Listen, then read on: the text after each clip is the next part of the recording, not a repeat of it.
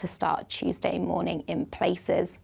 So as we start Tuesday morning, low clouds still affecting north and eastern coast, but that will start lifting, breaking and retreating back towards the coast. Then many of us are seeing a bright, settled start to the day, but once the sun gets going, we'll see showers bubbling up, and some of these could be heavy with the odd rumble of thunder, especially Northern Ireland into Wales and Northern England, but feeling pleasant in that sunshine, highs of 22 degrees. Bye-bye. There will be a light breeze in the morning, leading to a warm front. Boxed heat pumps, sponsors of weather on GB News.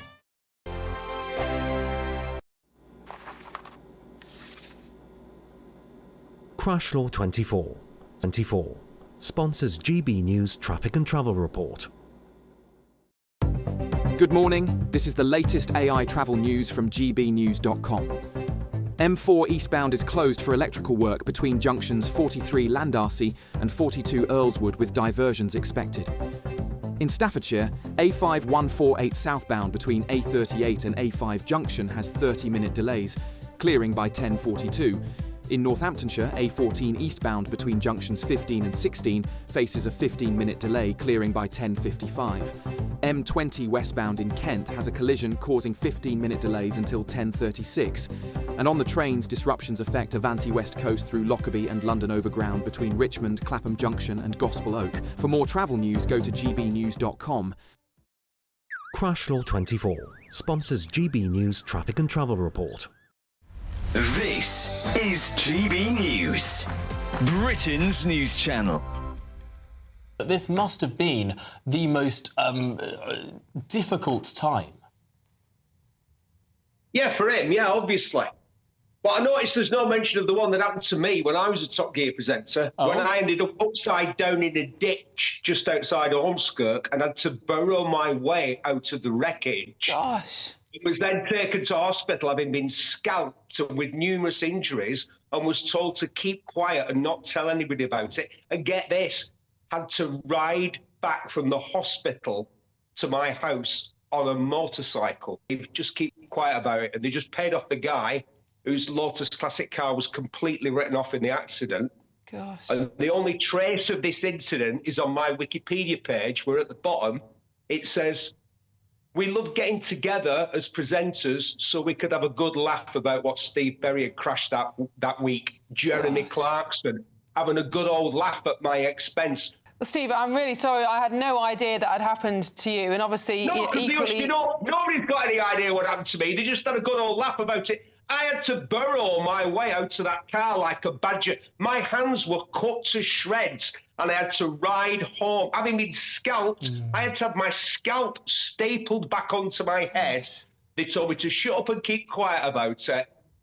And I got £6,000. The problem for me is it's just dangerous. Once you start messing about with cars and motorbikes, it's just you're rolling the dice every single time you do it. And every so often it's going to come up snake eyes. And it did for Freddie, and I feel sorry for the lad. It's terrible what happened to him. But I'll tell you what, that £9 million must... well, it's a dangerous game, isn't it? Steve Berry, thanks indeed for joining us. GB News, the People's Channel.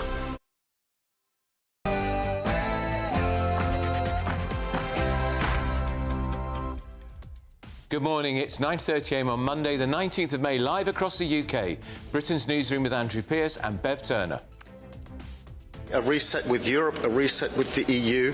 That does not mean reversing Brexit or re-entering the single market or the customs union, but it does mean a closer relationship on a number of fronts.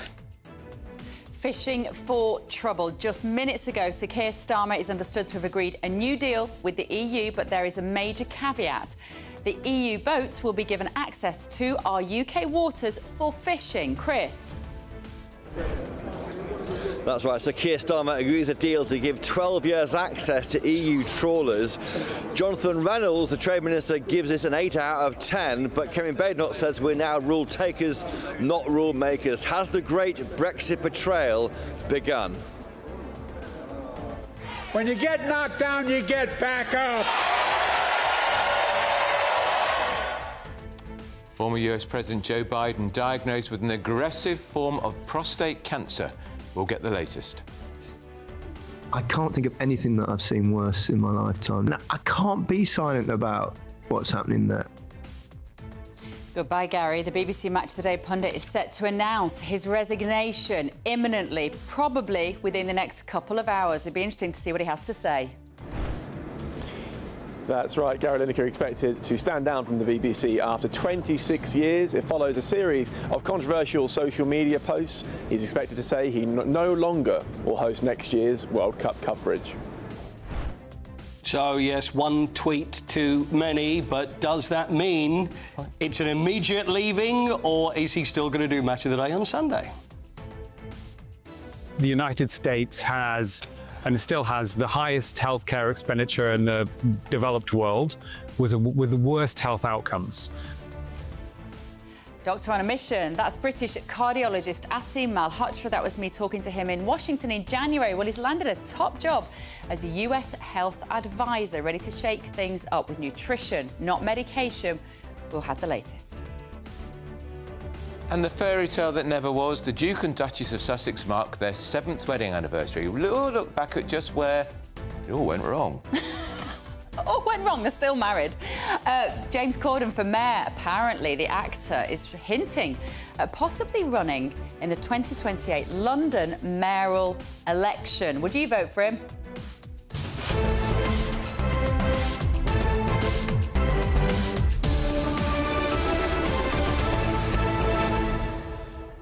Where did it all go wrong for Meghan and Harry? Did you write that, Andrew Pierce? They're still married as far as I know. They are, Tarzan, and happy anniversary. I'm sure you're watching from your mansion in Montecito.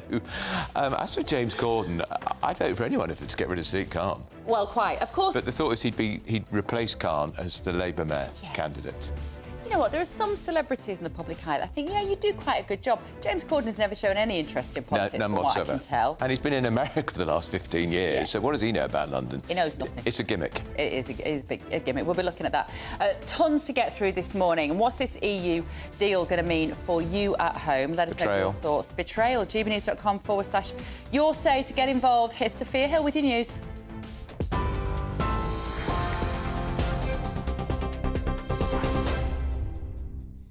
Bev, thank you. Very good morning. It's just gone 9:30. These are your latest headlines. The top story this morning, Prime Minister Sir Keir Starmer has agreed to a post-Brexit reset deal with the EU. Early reports say the EU fishing boats will be given access to British waters for 12 years. There's also speculation that Starmer may agree a youth mobility scheme between the UK and the EU to bring back an element of freedom of movement, as well as a new defence and trade deal. This comes after government sources said talks were down to the wire last night in a final push ahead of the summit today. The Prime Minister will meet with the European Commission President Ursula von der Leyen, where a defence and security agreement is expected, possibly granting UK firms access to the EU's £125 billion defence fund. And a migrant has died after an overloaded small boat sank in the English Channel overnight. French authorities have confirmed 62 people were rescued from the water by French and British teams, including a mother and her child, who were airlifted to hospital with hypothermia. The maritime prefect says the vessel broke apart during the crossing attempt. And a major cyber attack on the legal aid agency was more extensive than originally understood. A significant amount of personal data of people who applied online to the agency since 2010 was accessed and downloaded. The breach was discovered in April this year and involved sensitive details like criminal records, financial data and national ID numbers. Chief Executive Officer of the legal aid agency, Jane Harbottle, has apologised and acknowledged that they need to take radical action. Now, Gary Lineker is expected to quit the BBC early and will not lead its 2026 World Cup coverage. The 64-year-old Match of the Day host had planned to step down, but a social media row has reportedly made his position untenable. An official announcement is due today, with Lineker presenting his final show next Sunday, ending a 25-year broadcasting era. And former US President Joe Biden has been diagnosed with an aggressive form of prostate cancer. A statement from his office confirms the disease has spread to his bones, making it a stage 4 diagnosis. The 82-year-old was diagnosed on Friday after experiencing urinary symptoms. His team says the cancer is hormone-sensitive and treatable. Sir Keir Starmer said he wished Joe Biden a swift and successful treatment. Those are the latest GB News headlines for now. More in half an hour, but now it's back to Andrew and Bev. For the very latest GB News direct to your smartphone, sign up to News Alerts by scanning the QR code or go to gbnews.com/alerts.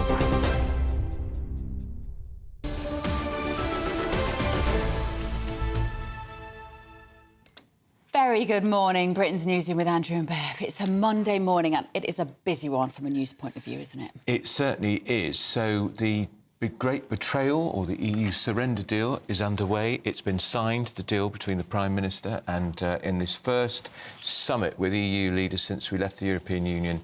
Well, it's first deal summit, I think, since, I don't know if it's 2016 or 2019 when we actually physically left. 2016. 2016 was it 2016 was the vote, and then 2019 we left. Yeah.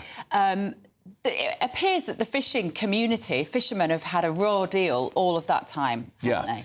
And this morning, that has got worse. We've just agreed a 12-year deal so that EU boats can fish in UK waters. That's one of the main things. There's going to be a defence and security pact. I don't know what the European Union can do to defend our shores when they can't even stop the small boats crossing the channel, frankly.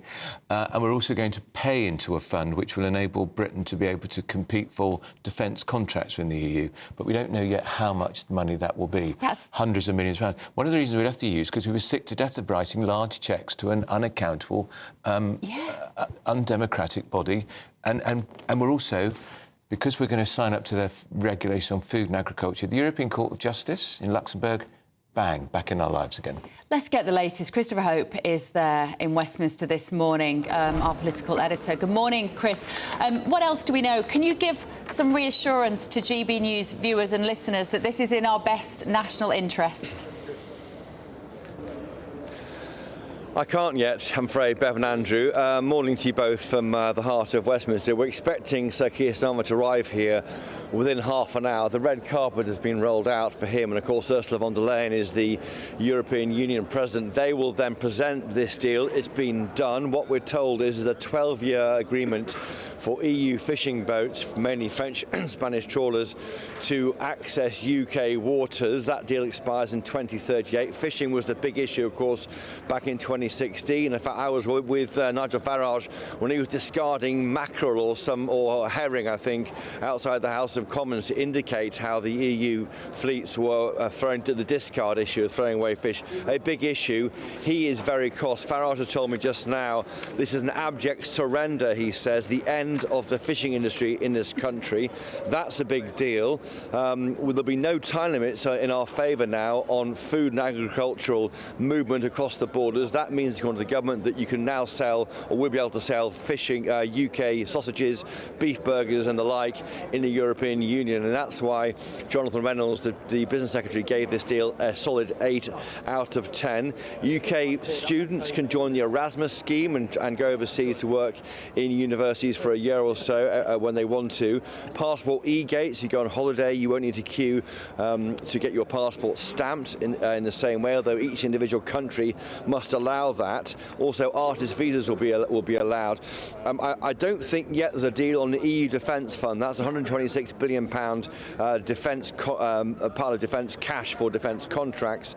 UK jobs depend on that. No deal there. And also, crucially, it seems, nothing on freedom of movement for 18 to 30-year-olds. That was the big deal we thought maybe announced today. So far, no news on that. It may be that Yvette Cooper's concerned about that and net migration, given last week we're told they might try and cut that by 100,000 a year through new visa crackdown from this government.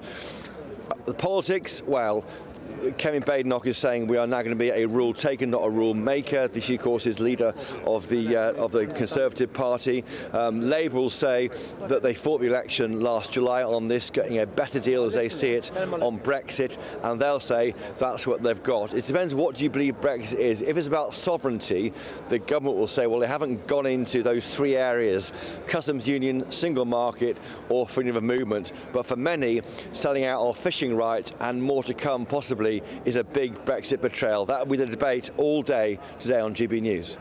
Chris, and as recently as September, the Prime Minister himself personally said there would be no deal for 18 to 30-year-olds coming to Britain from across the European Union. Now, that was I'm not going to accuse him of lying, but we now know that is part of the deal today. Boy, we don't know if there's a cap, and we don't know for how long they can come. And I sort of get it if they were going to have students coming here, 29-year-olds coming here from the Eastern Europe. Aren't they just going to, isn't this just to me yet another supply of cheap labour, as we've said before, free movement by the back door? Actually, it seems to me like by the front door. Yep. Well, Andrew, I don't want to correct you, but to be fair to the government, they always said no plans for it, because we asked the PM about that in Berlin last July, and again, no plans. So in the world of politics, that means you can do it in the future, but no plans at the moment. So they will point to that language and say, well, they're not going back on a betrayal. But there's no question, whether you cap numbers arriving here, 18 to 30-year-olds, they might overstay, they could try and have a family here, and the ECHR kicks in, right to a family life, etc. So that's the concern, I'm sure, at the Home Office, why are we allowing it to happen, but it is being pushed quite hard by the European Union. As things stand, Andrew and Bev, no word yet on whether that's been agreed. Thank you, Chris. We are looking at the reaction to this morning. Suella Braverman has just tweeted, "This deal is a surrender. The government has let down our fishing community. The capitulation is unforgivable for our coastal communities. The British people will not forget this. It's the beginning of the end for Brexit." And as Chris said there as well, Nigel Farage tweeted, "It's an abject surrender. The fishing industry is over." And although fishing is a very small part of the British economy, it's a totemic issue, isn't it? It was symbolic. It was all about our shores, our waters, our fishermen and women who do a tough job, really difficult. And other jobs going to be made a whole lot more difficult. And we still don't know we'll know later, but how much money we're going to write as a cheque. What I don't get as well, Bill, they said last week they wanted to cut immigration. So how does having the 18 to 30-year-old deal cut immigration? I'll tell you how, because they won't be added to the immigration figures. Well, the only thing I would say about that, and we've got a guest waiting to us, but the only thing I would say about that is that it does mean that our 18 to 30-year-olds can go and travel there's 27 overseas countries as well. Yeah, but it's 27 times 1. Equals 27. Let's speak to the Public Affairs Manager from the European Movement, Joe Megan. Joe, good morning. Your reaction to this deal, a lot of our viewers and listeners very angry that it is a surrender and that we are inching back into the EU. Good morning. Firstly, thanks very much for having me on what is obviously a very, very exciting day. Inching back towards the EU, I don't see it that way. I see us as making what is looking like a very useful, very positive trade deal with a group of countries who are our nearest and largest trading partner. This is sort of righting the wrongs of the Johnson oven-ready but half-baked Brexit deal. We're sorting things out. Interestingly, on the fishing, we're addressing matters. Yes, we've increased access for the European fishing fleet for 12 more years, but the reality is that 80% of our fishing exports go to the EU.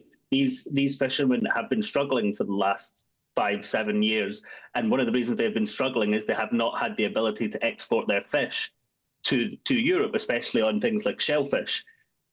These changes that we've brought in that have been brought in on the border will hopefully loosen that up. So there's two facets to this. Will it make fishing harder or worse? They talk, Joe, don't they, about dynamic divergence. Can you explain what that means? Because dynamic divergence seems to me European Union tells us what to do and we go along with it. And on food and agriculture, by the way, we'll have the European Court of Justice back in our lives regulating it. I understand concerns about the European Court, but in terms of dynamic alignment or dynamic divergence, our manufacturing industries, our export industries dynamically align with Europe anyway. That is something they do. It's our biggest trading partner. There's no reason why you'd be running parallel. Am I right that it is the European Union will dictate? We have no say in it with dynamic divergence. They tell us, so we become the rule takers with no ability to make the rules.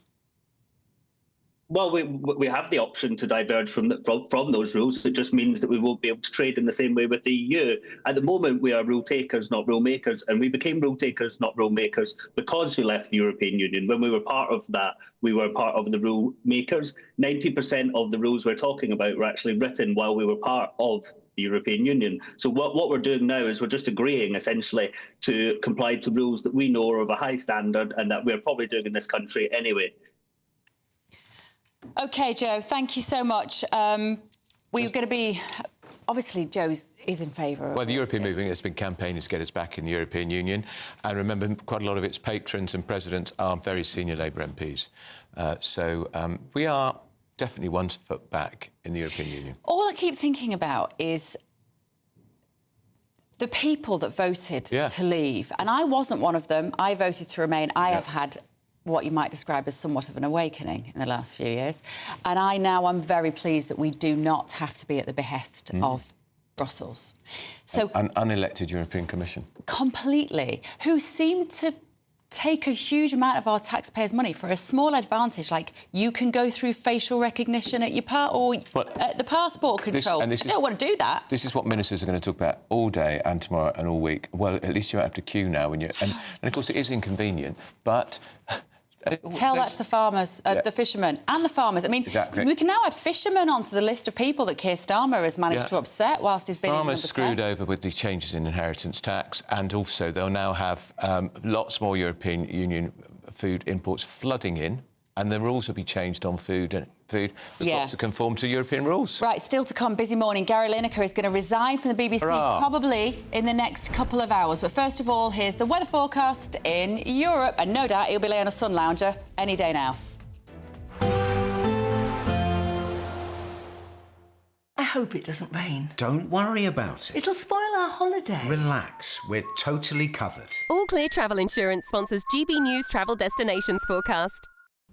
Hello. Well, looking further afield, there are heavy showers around with the risk of thunderstorms, but mixed with plenty of warm sunny spells. So across Madeira, the Canary Islands, fine and dry on Tuesday. Likewise for much of Spain and Portugal. But we do have this area of low pressure bringing heavy spells of showers and thunderstorms across parts of Europe. Plenty of sunshine further towards the east and feeling warm here too.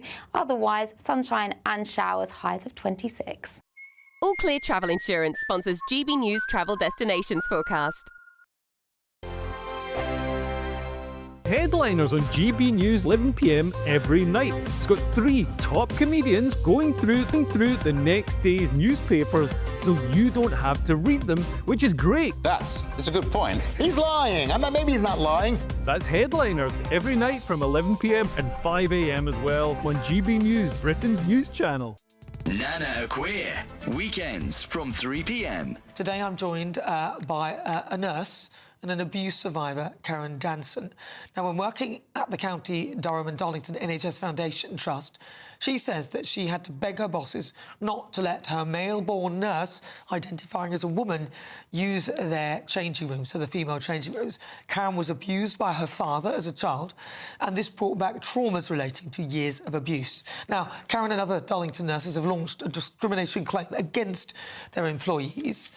This claim is still progressing, notwithstanding the recent Supreme Court judgment. Can you take us back a little bit to what happened to you as a child to give us an idea of why you were so nervous about this individual entering a female-only space? Yeah, so I was sexually abused by my dad when I was a child. It started when I was 6 years old, and it was like 3 times a week, every week for 6 years. It left me with PTSD. Like I say, here I am as an adult, as a nurse trying to give back to people, and I walk into work one day after shift, and there's a man in my changing room, you know, and I didn't know how to react. I thought I was in the wrong place. I thought I'd maybe walked into the wrong changing room. He's there half dressed. As I'm walking down to my locker, you know, he's saying to me, "Are you not getting changed yet?" And I was like, "No." And then he asked me again, and I started panicking, thinking, you know, why is he asking me if I want to get changed? Is he wanting to provoke a reaction? Does he actually want me to get changed in front of him? And then when he asked me a third time, "Are you not getting changed yet?" That was it. I needed to leave. I needed to get out of there. It just reminded me so much of the trauma that I'd experienced with my dad. GB News, the People's Channel. Join me, Nana Queer, for an informative, interactive news programme with a difference. It's fun. No, he didn't say that, though. I'm so surprised. I think there's an element of truth to that. Join me from 3 p.m. every weekend, only on GB News, Britain's news channel. We're proud to be GB News, the People's Channel. And as you know, we always love to hear your views. Now, there's a new way of getting in touch with us at gbnews.com/yoursay. By commenting, you can be part of a live conversation and join our GB News community. You can even talk to me, Bev Turner, or any of the members of the GB News family.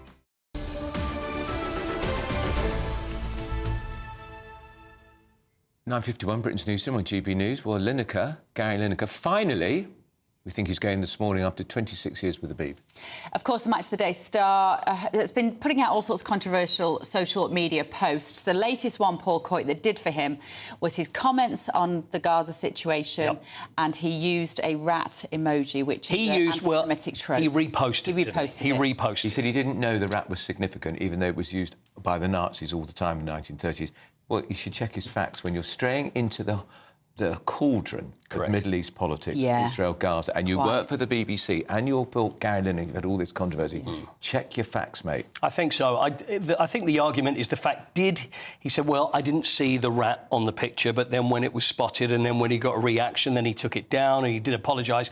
See, the thing is, we can look at it and think, well, did he do it on purpose? Did he see it and put it out? Or, because, I mean, he was very quick to apologise. Or and that's the first time he's apologised. Exactly. And he didn't even apologise when he likened Tory language about Rwandan immigration to Nazi Germany in the 30s. Hello, that was in the build-up to the Holocaust. Disgraceful things. You know what's interesting is that I've listened to Gary Lineker on different podcasts and even talking about different things. Why? Saying... Why do you listen to anything? Why? Listen, You've not got it's a football to do with thing. your life. I do sport. It's about football. What can I tell you? But then he's talking about tweets, and there were other ex-footballers talking to him about tweets and saying, you know, Gary, how do you handle when you get a bad tweet? And because so many people in this business, as I think Noel Coward said, are the most delicate of flowers. I know you're not, Andrew, but some are. And he said, you know what? I don't care what people say if they're not my friends and they're not family. It doesn't affect me at all. And that kind of said a lot for me about the fact that he's quite happy to put this stuff out. Yeah, but that's quite healthy if you're in the public eye. To think you don't care about the opinions of people who you don't care about. You kind of have to have that. What I find deeply hypocritical about him is he says, I've also heard him on maybe one of those podcasts saying, I just have to do what's right. Yeah. Well, you've taken a salary north of £1 million from taxpayers for at least probably 15 years, and before that you were still on a good salary. I couldn't, in all conscience, sit there talking about football for 2 hours a week and get paid £1.3 million of taxpayers' money. I just couldn't. So don't tell me you're all self-righteous and wonderful. Bev, you're saying you couldn't take the money? I wouldn't. Not, really? No, I wouldn't. Not if I was as rich as Gary Lineker. I've been a Premier League footballer for that many years. I've had Walker's crisp deals. I've got money coming out my ears. He's got all those podcasts. I'm sorry, I wouldn't. I would say no. He's a very successful businessman. I'd say, all right, pay me a third of that. Pay me £500,000, whatever. I'm a superstar. I'm Gary Lineker. I'm worth a bit. Anyway, I'm not worth £1.3 million. She's auditioning. I'll take the money. I will take the money. Yeah. She's auditioning to take over, and I think she'd probably do a better job. Well, especially at half the price, I think you're going to stand a good chance. Will you miss him? Will I miss him? Yes, I think I will. Traitor. This is Britain's Newsroom.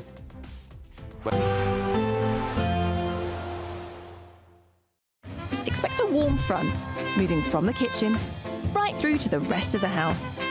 Boxed Boilers, sponsors of weather on GB News. Good morning. Welcome to your GB News weather update from the Met Office. Well, we still have low cloud in the forecast, but that will lift and break to give sunny spells, but also the chance of some welcome showers throughout this week. So taking a look at this morning, any low cloud will lift and break, but we'll start to see cloudier skies developing across northwestern parts of England, into Wales, into Northern Ireland, where we'll see some showers gradually bubbling up through the afternoon that could be on the heavy side. Best of the sunshine, though, coming into northern parts of Scotland, eastern areas, and especially towards the southeast. That's where we'll see the highest temperatures, up to 22 degrees, but feeling cooler out towards the west underneath the cloud and showers. So plenty of late evening sunshine coming into northern parts of Scotland, but always cloudiest along this eastern coast still, with a rash of showers across the south, also affecting Northern Ireland and northwestern parts of England. Some of the showers still heavy, perhaps even with the odd rumble of thunder. Most of England and Wales, though, staying largely dry as we head into this evening, perhaps just the isolated shower still around. So as we go through this evening and overnight, most of the showers will ease. There could still be a few around across parts of northwestern England, but once that land cools again, we'll see the return of this low cloud, but many places generally staying frost-free. Might turn a little bit chilly to start Tuesday morning in places. So as we start Tuesday morning, low clouds still affecting north and eastern coast, but that will start lifting, breaking and retreating back towards the coast. Then many of us are seeing a bright, settled start to the day, but once the sun gets going, we'll see showers bubbling up, and some of these could be heavy with the odd rumble of thunder, especially Northern Ireland into Wales and Northern England, but feeling pleasant in that sunshine, highs of 22 degrees. Bye-bye. A positive outlook through the night will power through to a bright day ahead. Boxed Home Battery Storage, sponsors of weather on GB News.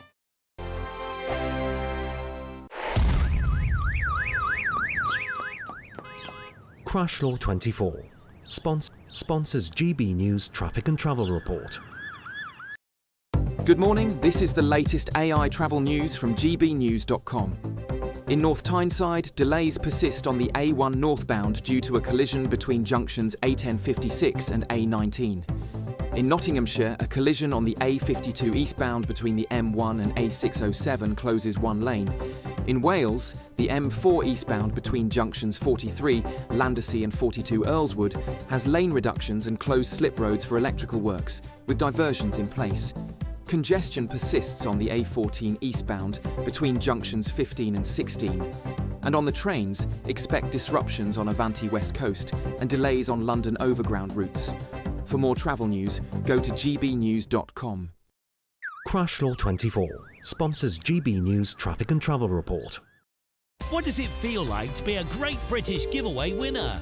That's a big surprise. Oh my God, I'm going to cry. Do you know what? I've never won anything like this in my life. Oh my God, this is amazing. That is absolutely fantastic. We're over the moon. Yes, that is fantastic. You know, you have no idea how much I needed it. Oh my goodness.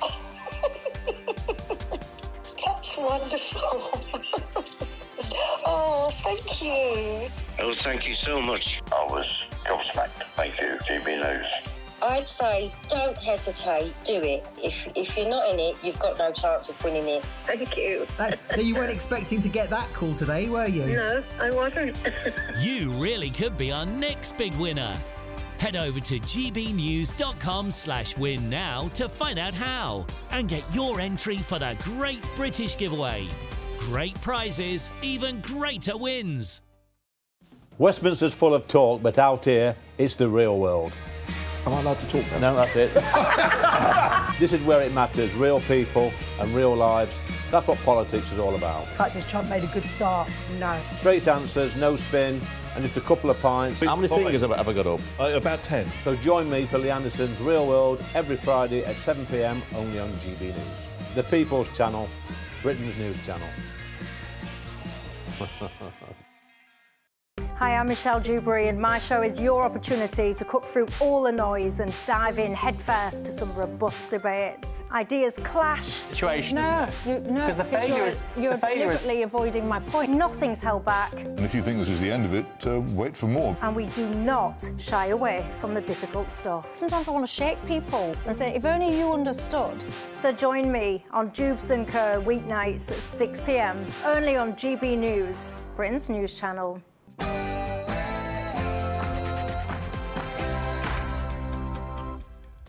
10 a.m. on Monday the 19th of May, live across the United Kingdom. This is Britain's Newsroom with Andrew Pearce and Bev Turner.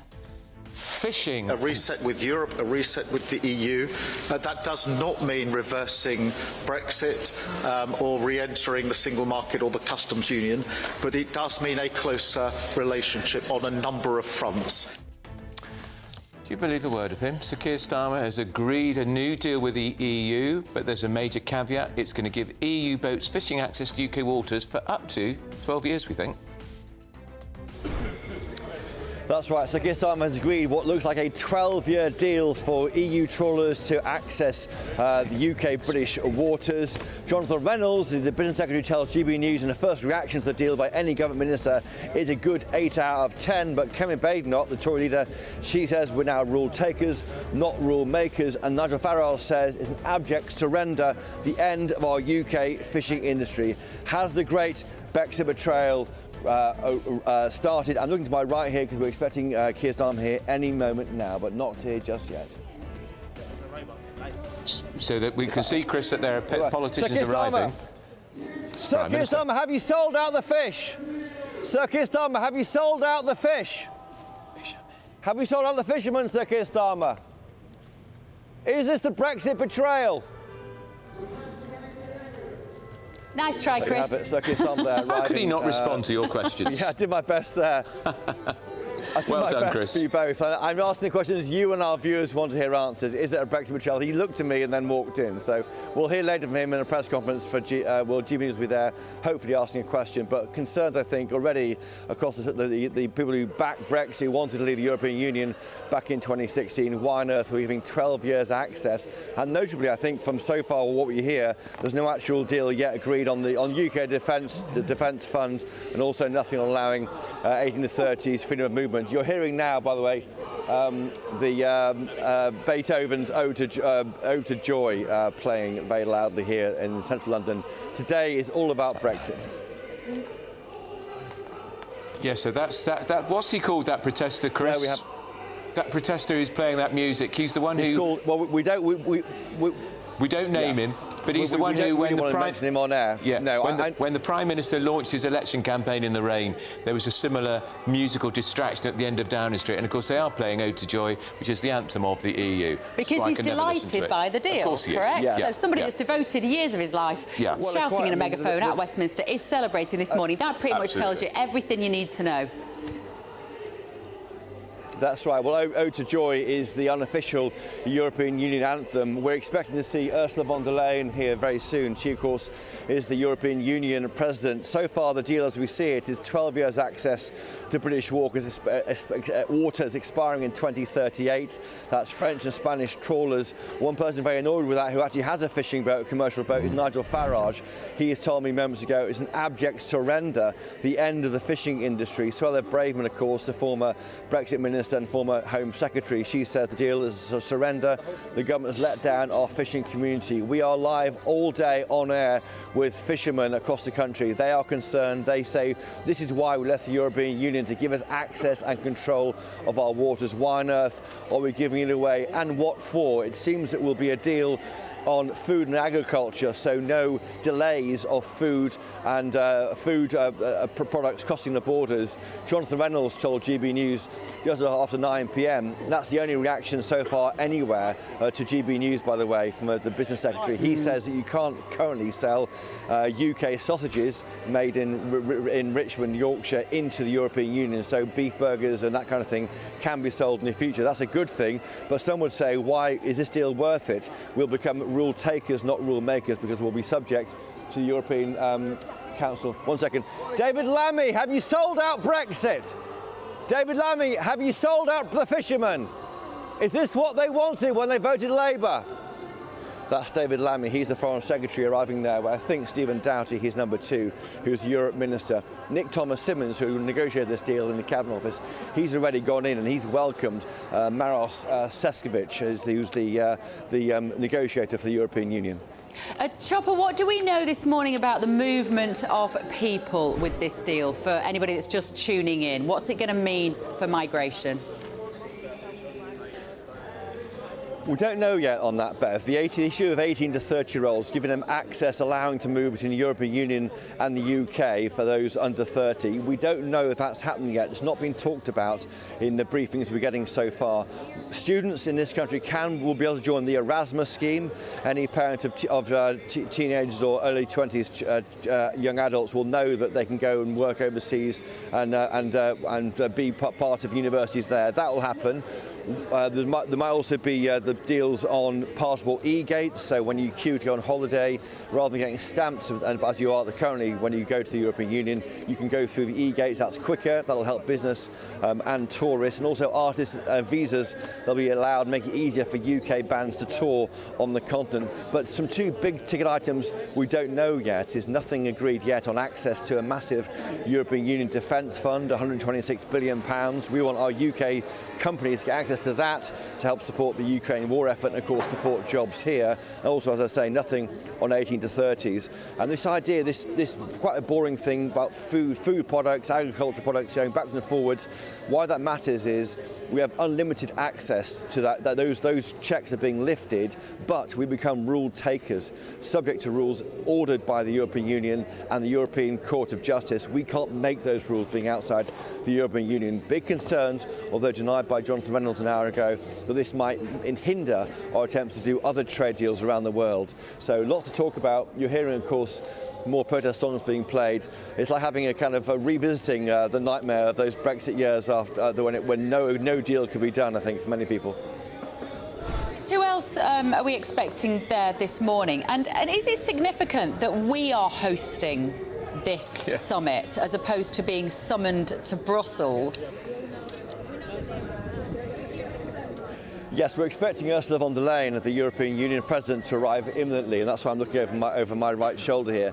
And yes, it's billed, isn't it, as a UK-EU summit, because frankly, Brexit is something which bothers the UK far more than the European Union. We've really had to try and force the EU to look back on Brexit and help do this deal, because until now we haven't been able to get them to focus on it. They've got other issues to think about. They've got the German economy, for example, the biggest economy in European Union, is sluggish, is behind the UK. The concern now is by tying ourselves more closely to the European Union, we lose the advantage of being outside the EU. Now, the government will say later, you'll hear from Sir Keir Starmer live on GB News, he will say that Brexit triple lock is not affected. We're not going to join the single market, we're not joining the customs union, and we're not going back to full-scale freedom of movement. But some will say around the edges here it's a betrayal of of this deal signed by, agreed and voted for by so many millions of people 8 years ago.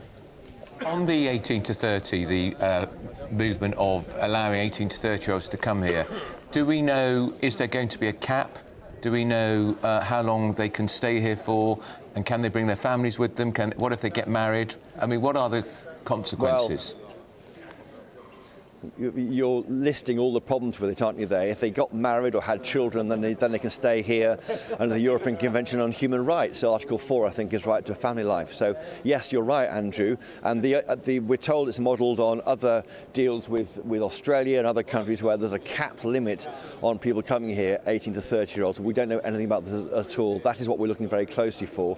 And I think we're understanding there were concerns from the Home Office. Yvette Cooper wants to bring down net migration. She told GB News last Monday, I think it was, she wants to to cut that by 100,000 a year with these new changes they're bringing in the Immigration Act. Well, that could be for nothing if they allow 18 to 30s to come here and then have children and stay, and so it goes on. So still concerns about Brexit and still concerns about net migration. It's like the last 8 years never happened, frankly. We're still waiting for Ursula von der Leyen to arrive here, the European Union President. Now, are they all going to be there, Chris? All 27 EU leaders? No, they're not. No, it's just purely the European Union President, Ursula von der Leyen, Sir Keir Starmer, our Prime Minister. What's happened so far in London, we understand that the European Union ambassadors who are here, they've been briefed on the deal, and that's why it's been leaking out, we understand. But no, we have just the President of the European Union and the Prime Minister. But of course, we're seeing other people arrive too. In fact, someone's arriving right now. I'll let you know who it is when they jump out the car. But David Lammy is here, the Foreign Secretary, and Maros Sefcovic, who's the main leader. Let's see who arrives now. 1 second, please. Looking over the shoulder there. I can't see. Oh, that's the High Commissioner for European. Is this a good Brexit deal for Britain? Are fishermen happy with this deal? Have you?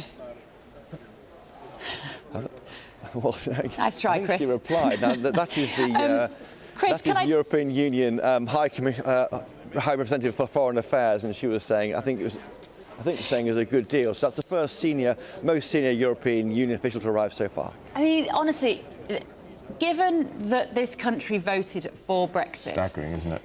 The majority of people who voted wanted Brexit. The idea that we would sit here looking at these pictures of smiling EU bureaucrats delighted that we have capitulated in various areas is just going to land so horribly with the British public. Really and it's is. another one of those instances when you just think, who is Keir Starmer trying to keep happy? I'm trying to think of the list of people that he's managed to upset since he got into office. Pensioners were top of it. You can add the farming community to that. Anybody that's got a small business who's paying more national insurance now. All the multimillionaires who are leaving the country, they're not happy.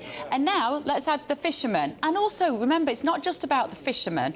It's about the fishing communities and all of the services that work with those fishermen in those coastal areas, Chris. That's just my little rant. I don't really have a question on that. And also, I thought the advantage of leaving Chris, the Prime Minister told us that the trade deal with the United States, the trade deal with India was possible because we've left the European Union. Doesn't make any sense. Where's the joined-up thinking? Yes, I mean, all these things are you know, a case can be made for all those things there, Bev and Andrew. I think that what we are seeing here is one of the lines written in the manifestos for Reform UK and the Tories at the next election. They will almost certainly say they want to renegotiate anything agreed today. Now, we saw the entire shadow cabinet last week under Kevin Badenoch sign a motion agreeing that any deal, any watering down, as they see it, on Brexit will be reversed by the next Tory government. So yes, this deal is being done right now by Labour, but the election is 3 or 4 short years away, and this will be a big battle at the election. You've also, don't forget, you've got Labour MPs now representing coastal communities who will be concerned. Is this really what people wanted in those areas when they thought taking back control, boosting our UK fishing fleet? That was the idea of Brexit. That hasn't happened. There's been wrangling going on for 8 years. The Ukraine happened, of course, the war in Ukraine, COVID happened, things got in the way, I think you could argue, for the Tory government certainly, and the attempt at delivering on what Brexit was meant to be has never happened yet. But is that the reason then to water it down in the way we're seeing it today? That's a big debate. I think the government, for the government side, they see polling showing people want a better Brexit deal. Brexit hasn't worked, hasn't been gripped by politicians. Don't forget, when Brexit happened, it wasn't any major party's policy. The Tory party was against the Brexit that happened. So was Labour. So were the Lib Dems. Frankly, the people told politicians to deliver on that, and frankly, arguably, they've failed. And that's part of the problem of where we are now. Thank you, Chris. I think we're going to go to Anna Riley. We're going to stay with you for a bit. No, we're going to stay with you. We have got Anna Riley on a fishing trawler. She's going to be talking to some fishermen in just a little while, because I really do want to hear it from the horse's mouth, as it were, from the fishermen, as to how they feel about this. Chris, one big sticking point with Brexit, of course, Northern Ireland, the Windsor framework that Rishi Sunak hailed as a triumph. Well, do we know if there's going to be any adjustment on that agreement? That is a great question. Dougie Beattie, of course, broadcasting all day from Northern Ireland for GB News. Uncertain. Now, of course, Northern Ireland sits both in the European Union framework and the UK framework. Now, that could be a good thing, because it means that you're both in and outside the European Union, but also means that it's uncertain. You have essentially got a trade border going down the Irish Sea. Now, this deal on farming and agricultural goods could be a good thing for them, because it could mean that the idea of doing those checks in Belfast, which have been caused such problems for farmers, may fall away. That could be a good thing, but certainly it's an uncertain future yet again for Northern Ireland. That's been the sticking point for all those Brexit talks over the past 8 years, and that is a concern. Looking at my shoulder again, we're looking forward to another arrival shortly, so when they arrive here I'll be able to shout more questions at them, but big concerns, I think, about what this UK government is doing. Keir Starmer, of course, as Labour leader, he supported a second referendum. Whether he understands why Brexit happened, many people aren't sure. Certainly when he became leader, he told me on a podcast I do, he was going to try and find out why people voted Brexit. Now, in his world, It's about taking back control, and you heard that language last Monday. I want to take back control for communities. He understands that, but in his world, getting a closer deal with the European Union is how you get that control. For Brexiteers, it's nothing of the sort. They can't even get them to sort out our borders with the small boats, Chris. And whatever's agreed today, that's going to have no bearing whatsoever on the small boat crossings across the Channel.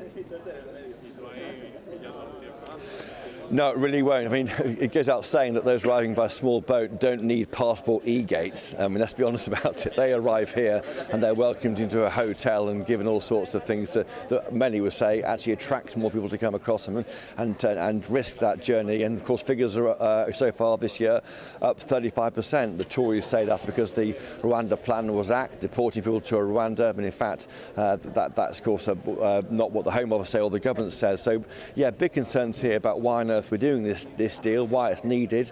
It's not something which the European Union were demanding. They were happy with trying to deal with obviously Trump tariffs, but we'll wait and see.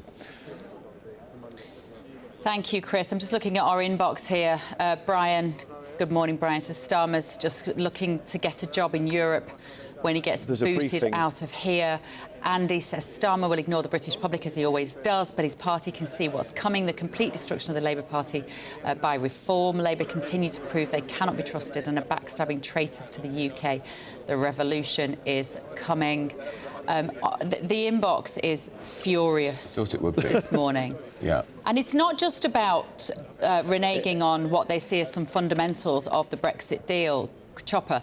It's about feeling that this is not what people voted for. I don't remember Keir Starmer's manifesto containing, or his pledges, his 5, 6, 7 points. I know he added to his points.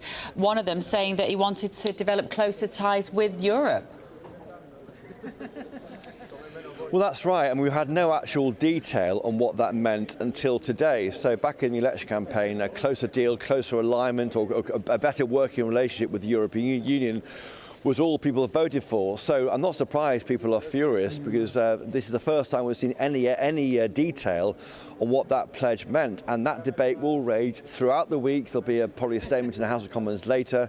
We'll see Ursula von der Leyen and the Prime Minister having lunch on a battleship. Now, why that's happened is the idea had been to give the UK defence companies access to this £126 billion defence fund.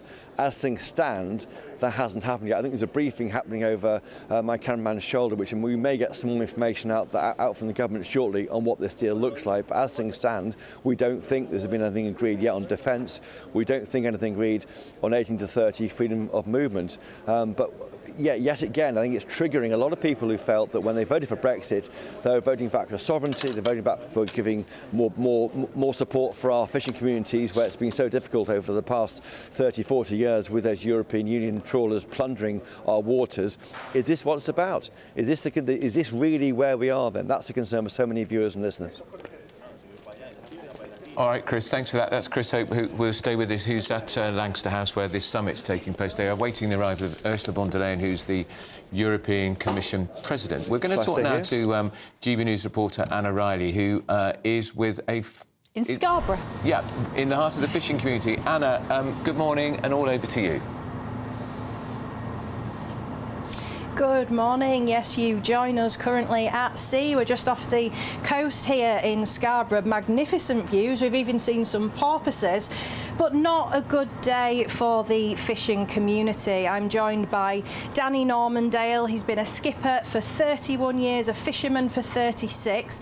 Danny, you fish out of Peterhead, go up to Norway, and you catch whitefish there, including cod. How have you seen the industry change over the years that you've been a fisherman? Well, in the time that I've been a fisherman from Scarborough, we used to have a big fishing fleet in Scarborough. You know, you could go from one side of the harbour to the other without even getting your feet wet. And when you look at it now, well, there's absolutely no trawlers left in Scarborough. I think the last one was sold about 2 years ago. But anybody who was in fishing has certainly trawling, has moved to Scotland. They've moved to Peterhead and they're working from up there. And it wasn't Brexit that necessarily started the decline for the fishing industry. It was back in what Edward Heath did. Yeah.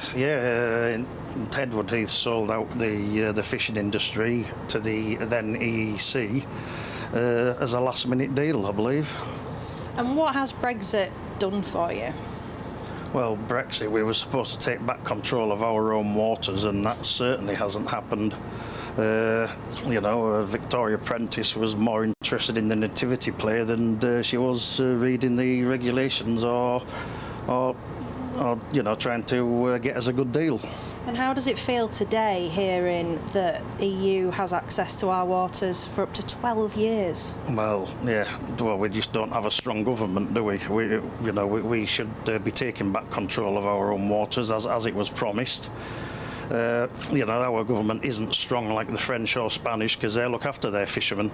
You only have to see if you're fishing up around the Shetland Islands, the Spanish and French there's big areas of the sea where they're blanketed out with lines and nets that we can't even get into, and the local boats can't. The local Shetland boats can't even fish in their own areas, their own waters, because of the Spanish and French vessels.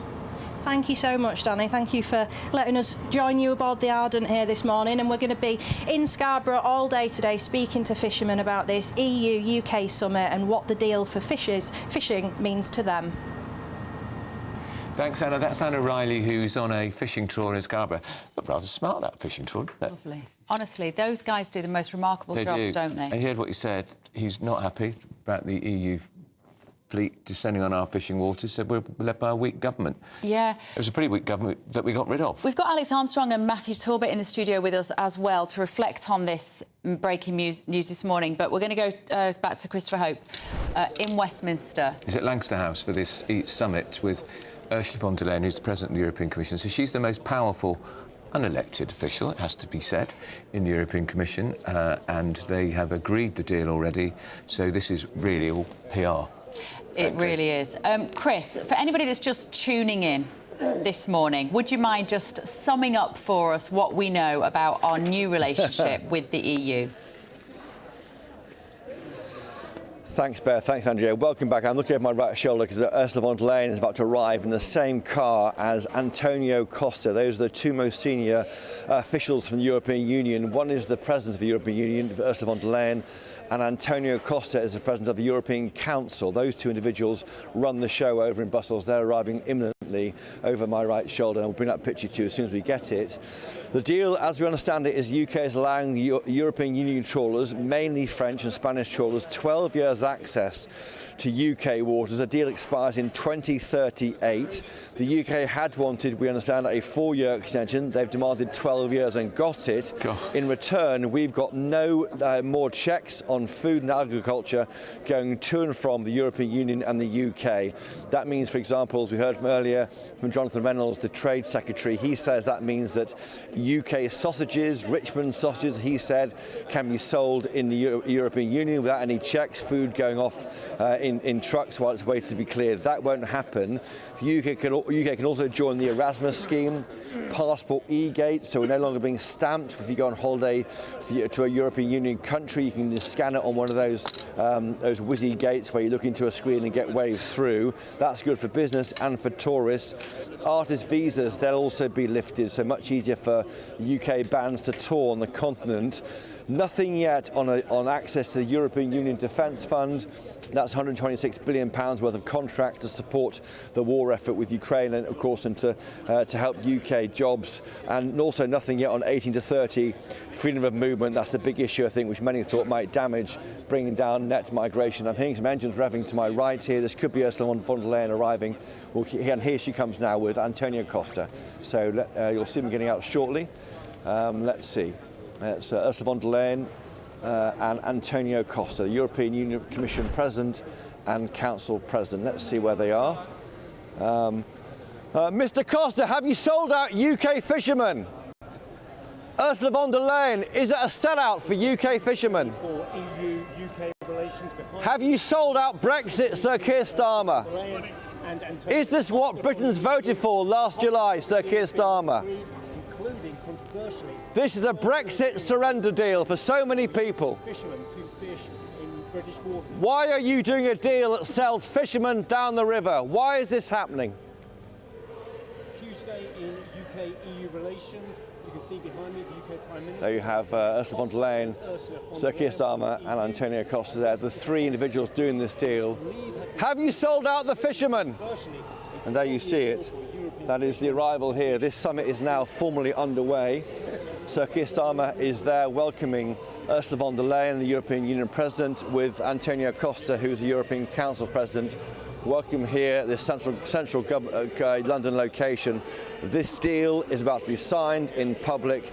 The reaction, though, is only getting started.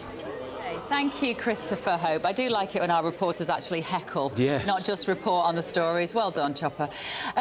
We've got Matthew Talbot and Alex Armstrong with us in the studio. I'm in touch with a lot of farmers at the moment. I'm trying to work out from the farmers whether they are greeting this deal positively. And they're saying tentatively, yes, this could be good for British farmers, but they're also saying, but I don't trust this lot, so I want to see the detail, Alex. Yeah, well, it's all about the detail, isn't it, which we haven't got yet. But there's something kind of rather ironic about saying, well, yes, what we're going to give you, farmers, is what you had back in 2018 anyway. I know you're all probably going to, a lot of you are going to lose your farms anyway because you can't pay the inheritance tax, etc. But here we go, we'll give you this. It's not enough. Yeah, I mean, look, at the end of the day, British farmers have been completely, also like fishermen, sold out. Since Brexit, the Brexit deal we did was terrible, by the way. We didn't do a good deal of it. Most Brexit voters appreciate that. But what we've got today is Sir Keir Starmer surrendering our sovereignty for a bunch of bureaucratic leeways. It's what, e-gates, potentially? Which we're going to have anyway. What exactly? Youth mobility, potentially? What is it that we're actually getting out of this deal? This is not a trade deal. This is a surrender of elements of Brexit to draw Britain back in, slowly through the back door, back into the European Union over a period of time. And at the end of the day, I think you were saying this earlier, Andrew, when did British people cast a single ballot for this deal? Not once. Yeah, and don't forget, the European Court of Justice would be now back under the aegis of the European Court of Justice. Without a single voting power on our side. Yeah. That's part of the problem, isn't it? That's the Tory charge, isn't it, Matthew, that we are now definitely rule takers, but we can't be rule makers because we're not in the Commission, we're not in the European Parliament. Well, we always have been. I think this was that's why a lot of us voted to leave the European Union, because we didn't feel we had any proper say. 27 against 1. Yeah, but then also, you know, we have copy and pasted laws because the government didn't take into account that we had tens of thousands of laws the EU had passed that were part of our law system, and just went, oh, we better just copy and paste them because we haven't got the time to create our new laws. I think when we talk about... I was a reluctant Remainer, you know, I've seen good and bad on both sides, but we voted to leave the European Union. We have left the European Union. So the idea that it's a betrayal of Brexit isn't true. The Shadow Chancellor, Mel Stride, made me laugh this morning because he said the Prime Minister should not be allowed to unpick the Brexit deal or unpick Brexit. Well, that's to sort of make out it was a really clean, easy and sort of well-done deal. Trying to undo Brexit at this point is like trying to take the eggs out of a baked cake. It's impossible. I think the only thing I'll give Keir Starmer... This is a bad deal for fishermen because it's the same deal Boris Johnson stole. This is the problem, right? It's a 10-year rollover of the current deal they always had. The fishermen have struggled since leaving the Common Fisheries framework because they actually had a better deal in than out, despite feeling hard done by. But what he's got from it is what you'll find from the farmers now... tariffs and lack of paperwork now being done in the agri-food sector. It's all very sort of boring, detailed stuff, but ultimately the farmers will be better off out of this deal. The fishermen will find themselves in much the same situation because we didn't prioritise in certain parts of the EU waters stuff that we actually sell here. So, for instance, the cod isn't prioritised because that's something that we eat more here. It used to take hours to go and fish in French waters compared to now it's days. Therefore, your fish is rotting and therefore unsellable. So the deal that was initially struck was dreadful. So if we're calling this a surrender, then Boris Johnson was a surrender. I do totally agree with that. But one of the promises of Brexit is that we become a global country again. And what this is doing, and I appreciate you're saying it's not sort of unpicking elements of it, but it does tie us to those laws, those regulations that the EU have, which are extremely hard high. And that means that if we do want to sell some of our agriculture abroad, it could scupper our ability to do that. So we're taking away that sovereign power to do those trade deals, rather than saying to the EU, look, you're not growing very much. Let's start partnering with countries around the world that are growing and actually get our economy on the rocket boost, with rocket boosters on them. We're swapping them for e-gates so Keir Starmer's mates can get to their chalet in France quicker. Is this going to impact the American trade deal, which isn't signed? I mean, is Trump now going to think, hang on, this isn't what I didn't signed up for? Trump hates the European Union, like the fact that Britain's outside the European Union. We've now drawn ourselves back into part of it. Could that impact on the trade deal with America? I wouldn't have thought so. I'd be surprised if Donald Trump's across the detail. It'd be left to Navarro and Besson and others. Yeah, but he'll have people across who work for him who will be across the detail. Yeah, but then we had all this with the Chagos Islands, and Trump said, yeah, fine by me. I can't... But that's unravelling now, that deal. No, that'll carry on. I'm certain of that. I think if it was That's another surrender, Matthew. It may be so, but if it was such an issue, I don't think you would have had two previous American presidents go, yeah, fine by me. That's only because it was in favour of the Americans. The Americans don't have any cost associated with it. And that hits on the point. So Trump will not veto, because if it benefits it's good Trump, for America. i.e. the deal between the US and the UK, he'll be happy. Terrible for us. What you say on sovereignty, I hear you. The problem is we found ourselves worse off with sovereignty. So because of the friction of trade and the need for health certificates and all the rest of it, post-Brexit to export to the EU, we saw a drastic negative shift. There was a lack of export of meats, there was a lack of export of cheeses, and what you have and what we hear and what you'll hear as well, Bev, is farmers going, we have fruit rotting, we have meat that isn't being able to sold in Europe, and we're cutting our nose off to spite our face. So as much as we may seen as seceding some of this sovereignty, economically, lots of our industries may well be better I do really appreciate that, but I think it goes back to that famous phrase, weak men create hard times. And what we haven't done is capitalise on what Brexit could have done for us. And this is what people voted for. They voted for a stronger Britain. They voted for politicians to listen to their call for the vote for Brexit, to put rocket boosters on our economy and have something radical change about our country. And nobody's done that. The Tories certainly didn't do it in the last government, and Keir Starmer's government certainly is going exactly the opposite way. And what people really voted for, what working class Brits voted for, is their local their fishing towns to see an increase in their fisheries again. They voted for the economy to go up substantially. And they voted to stop free movement of people. They did, which we might be seeing another underlining of. Do you know why I think he might be all right on this one? Because every single poll will tell you that a majority of people now regret voting Brexit. Why is that? Because it's been made a mess of. But some people said, myself included, you won't see that. I think Jacob Rees-Mogg said you won't see the benefits of Brexit for 50 years. To which I thought, well, I'll be dead, so I'm not bothered. Ultimately, you know what do I care about the benefits at that point? So I think he was saying the quiet part out loud. This is a mess. It was always handled in a very messy way, from Theresa May to Boris Johnson, and now today. The only benefit out of today is, as much as the fishermen might be feeling hard done by, we are now going to get access to European rearmaments and stuff. And I think in a world where we're very divided, where war is certainly on the cusp among many of the different countries, and I think the idea of a European army is for the birds, but we're going to need to stick together as for the threat of Russia and I don't really understand the military aspect of this deal. So we pay taxpayers' money into a fund which is then used to buy bombs off very profitable arms manufacturers. Yes, I think that's the crux of it. How's that? Well, do you want your bombs or your tanks from the EU, which have always been allies, or do you want to keep going to China? That's the question we're going to have to answer, and I know where I don't really care as long as they're But we're going to pay hundreds of millions of pounds into this fund with no guarantee that we will get any contracts from the European Union defence industry as a result. No guarantee whatsoever. No, and listen, I wouldn't want to jump in feet first until we see how much we're going to pay, which will be later on this afternoon, I assume, when the real detail comes out. But that's what's been touted, the fact that we'll get access. And, you know, we laugh about the barriers. Everyone's fuming about it. You go abroad, everyone's annoyed they've got to queue up longer. It might seem minor, but I think for Joe Bloggs, who takes a passing interest in politics, good, I'm glad about that. It's used to punish us, isn't it? It's completely. Oh, yeah, no, of course it is. Deliberately done to make us all start moaning about Brexit. But of course what I will say is Nigel Farage will be popping champagne bottles every single week, and I'm telling you now, he has probably just handed Reform UK potentially a majority in the next election by betraying Brexit. Nigel's like an old communist. He goes, oh, no, I'd have done it properly. It's like a communist going, oh, no, communism works. We've just not tried it popular. Listen, we've seen what we've done in the last 6 years. It ain't working. This is not me saying go back in, by the way. But Farage had a major major victory in that by-election, in those county council elections. Yeah. Mr Brexit himself.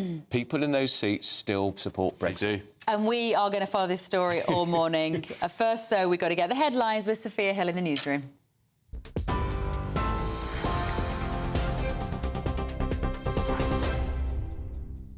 Bev, thank you. Very good morning. It's 10:34. These are your latest headlines.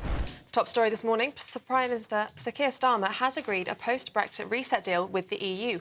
Early reports say the EU fishing boats will be given access to British waters for 12 years. Reform UK leader Nigel Farage has said this morning that if this is true, it will be the end of the fishing industry. There's also talk that Starmer may agree a youth mobility scheme between the UK and the EU to bring back an element of freedom of movement. This comes after government sources said talks were down to the wire last night in a final push ahead of the UK-EU summit today. The Prime Minister will meet with European Commission Ursula von der Leyen, where a defence and security agreement is expected, possibly granting UK firms access to the EU's £125 billion defence fund. GB News spoke to Business Secretary Jonathan Reynolds earlier about the news. This is really promising. It isn't about the past, it's about the future, and it's part of a trade strategy which does better and closer things with countries around the world, US, India, the Gulf, and of course Europe as well. It's not just about what you gain in terms of fishing in the UK, it's who you sell that product to. And a lot of the stuff, particularly shellfish, particularly salmon, we have major markets for in the European Union. So you've got to think about not just what you're catching, but who you're going to sell it to, how easy is it to do that. And at present, it is not easy. And a migrant has died after an overloaded small boat sank in the English Channel overnight. French authorities has confirmed 62 people were rescued from the water by French and British teams, including a child and his mother, who were both airlifted to the hospital with hypothermia. The maritime prefect says the vessel broke apart during the crossing attempt. Gary Lineker is expected to quit the BBC early and will not lead its 2026 World Cup coverage. The 64-year-old Match of the Day host had planned to step down, but a social media row has reportedly made his position untenable. An official announcement is due today, with Lineker presenting his final show next Sunday, ending his 25-year broadcasting era. And the US president is set to have calls with the presidents of both Russia and Ukraine separately today in the latest attempt to broker a peace deal. On Truth Social, Donald Trump described the war as a bloodbath and said he hopes the calls will be productive. It comes as Russia continues to bombard Ukraine with missiles and drones. Volodymyr Zelensky met with the new Pope and US Vice President Vance in Rome yesterday, and he said that the Ukraine is ready to engage in real diplomacy and highlighted the need for a full and unconditional ceasefire as soon as possible. Those are the latest GB News headlines for now. More in half an hour. For the very latest GB News direct to your smartphone, sign up to News Alerts by scanning the QR code or go to gbnews.com/alerts.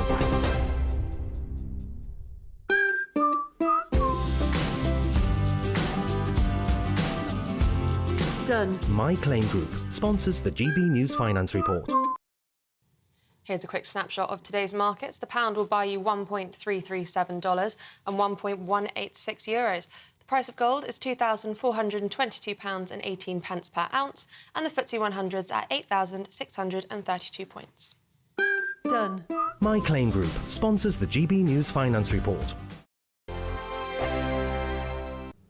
Good morning. Welcome to your GB News weather update from the Met Office. Well, we still have low cloud in the forecast, but that will lift and break to give sunny spells, but also the chance of some welcome showers throughout this week. So taking a look at this morning, any low cloud will lift and break, but we'll start to see cloudier skies developing across northwestern parts of England, into Wales, into Northern Ireland, where we'll see some showers gradually bubbling up through the afternoon that could be on the heavy side. Best of the sunshine, though, coming into northern parts of Scotland, eastern areas, and especially towards the southeast. That's where we'll see the highest temperatures, up to 22 degrees, but feeling cooler out towards the west underneath the cloud and showers. So plenty of late evening sunshine coming into northern parts of Scotland, but always cloudiest along this eastern coast still, with a rash of showers across the south, also affecting Northern Ireland and northwestern parts of England. Some of the showers still heavy, perhaps even with the odd rumble of thunder. Most of England and Wales, though, staying largely dry as we head into this evening, perhaps just the isolated shower still around. So as we go through this evening and overnight, most of the showers will ease. There could still be a few around across parts of northwestern England, but once that land cools again, we'll see the return of this low cloud, but many places generally staying frost-free. Might turn a little bit chilly to start Tuesday morning in places. So as we start Tuesday morning, low clouds still affecting north and eastern coast, but that will start lifting, breaking and retreating back towards the coast. Then many of us are seeing a bright, settled start to the day, but once the sun gets going, we'll see showers bubbling up, and some of these could be heavy with the odd rumble of thunder, especially Northern Ireland into Wales and Northern England, but feeling pleasant in that sunshine, highs of 22 degrees. Bye-bye.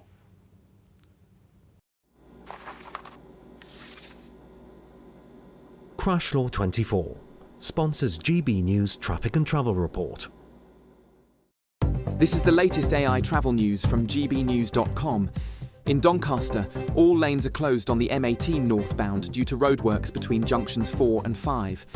In Knowsley, the M62 westbound exit slip at junction 6 is fully closed for barrier repairs.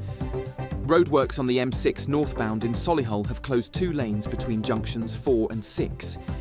Cambridgeshire's A1M southbound is shut between junction 15 and the A1 for maintenance. In Northampton, the A45 westbound exit slip to the A508 has 1 lane closed for barrier repairs. Devon's M5 southbound at junction 31 has 1 lane closed for emergency drain works. For more travel news, go to gbnews.com. Crash Law 24 sponsors GB News Traffic and Travel Report.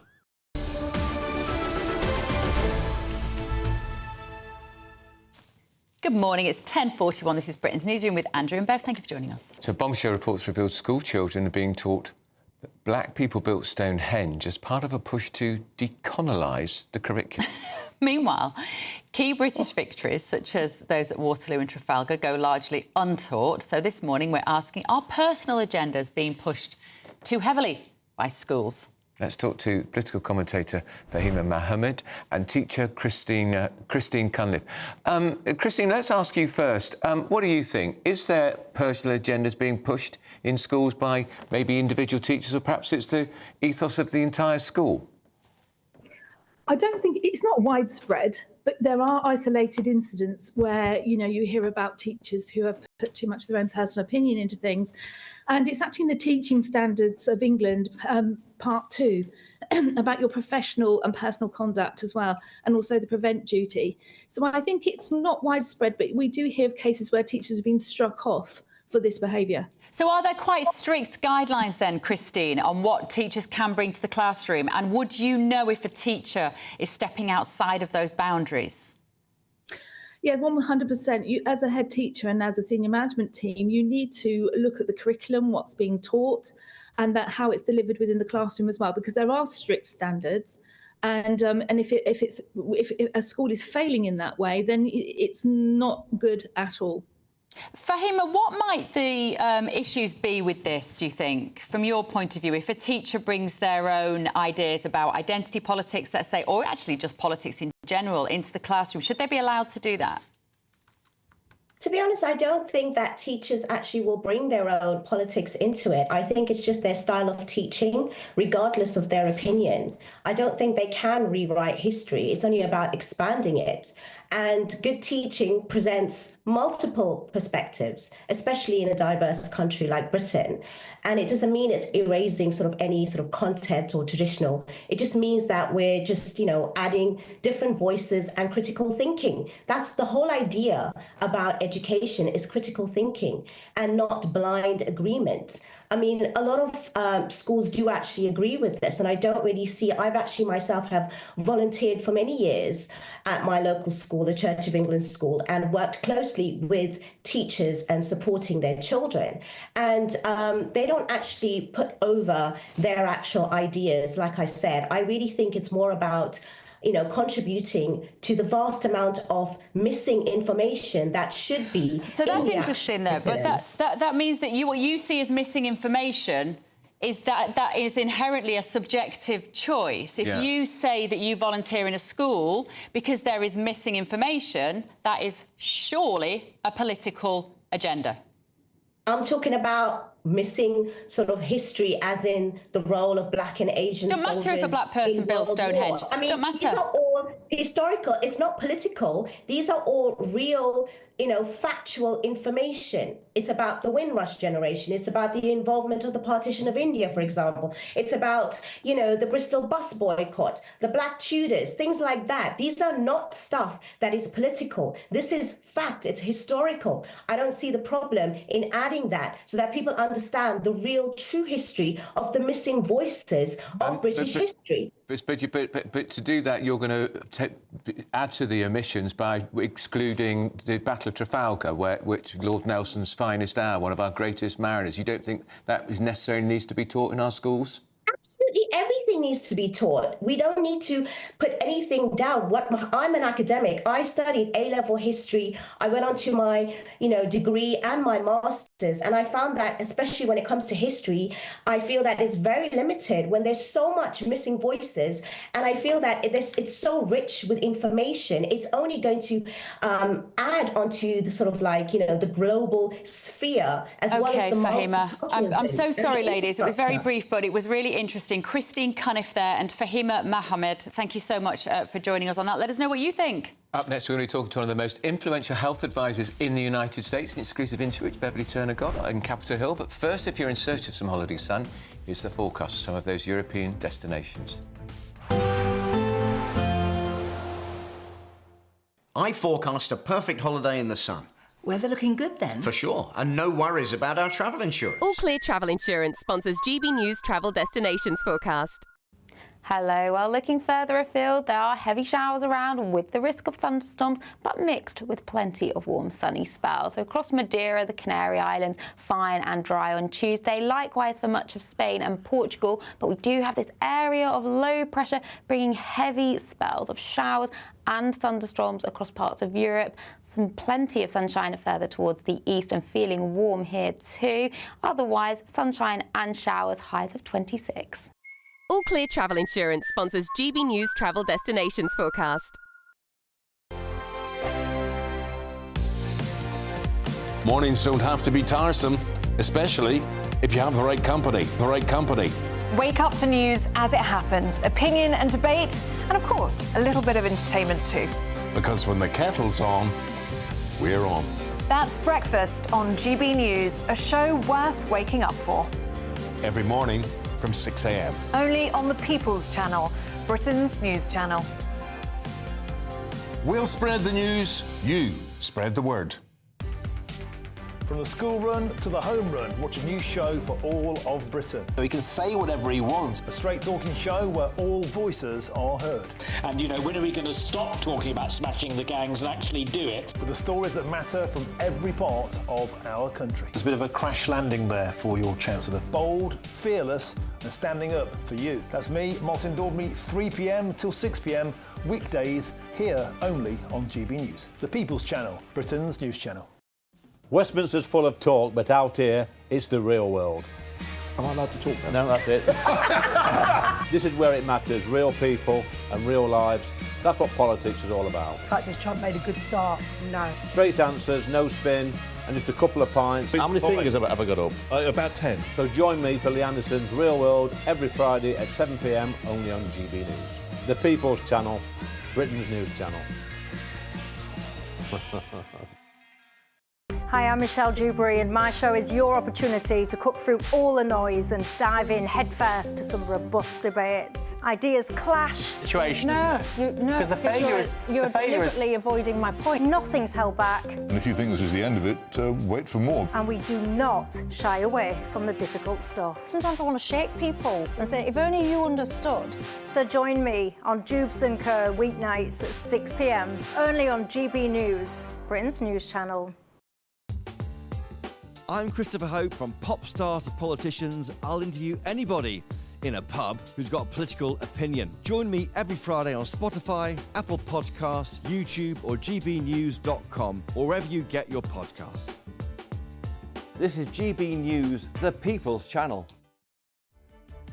What is the state of our economy? What is the state of our National Health Service? What is the state of our schools? What on earth is going on? Understanding Britain means understanding the state we are in. This is State of the Nation with me, Matt Goodwin, Wednesdays, Thursdays and Fridays from 8 p.m.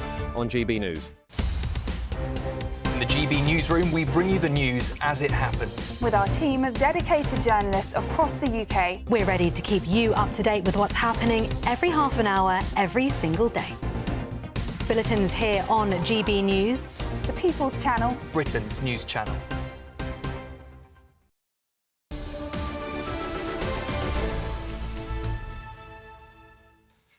Welcome back to Britain's Newsroom. Very busy inbox this morning. gbnews.com/your say. Lots to talk about. Are they talking about surrender and betrayal? And that's just the atmosphere behind this desk. We are talking about surrender and betrayal. Thank you, Sir Keir Starmer. Yeah. Oh, we've got to move on. Right. British cardiologist Asim Malhotra has been appointed as the chief medical advisor to the Make America Healthy Again campaign.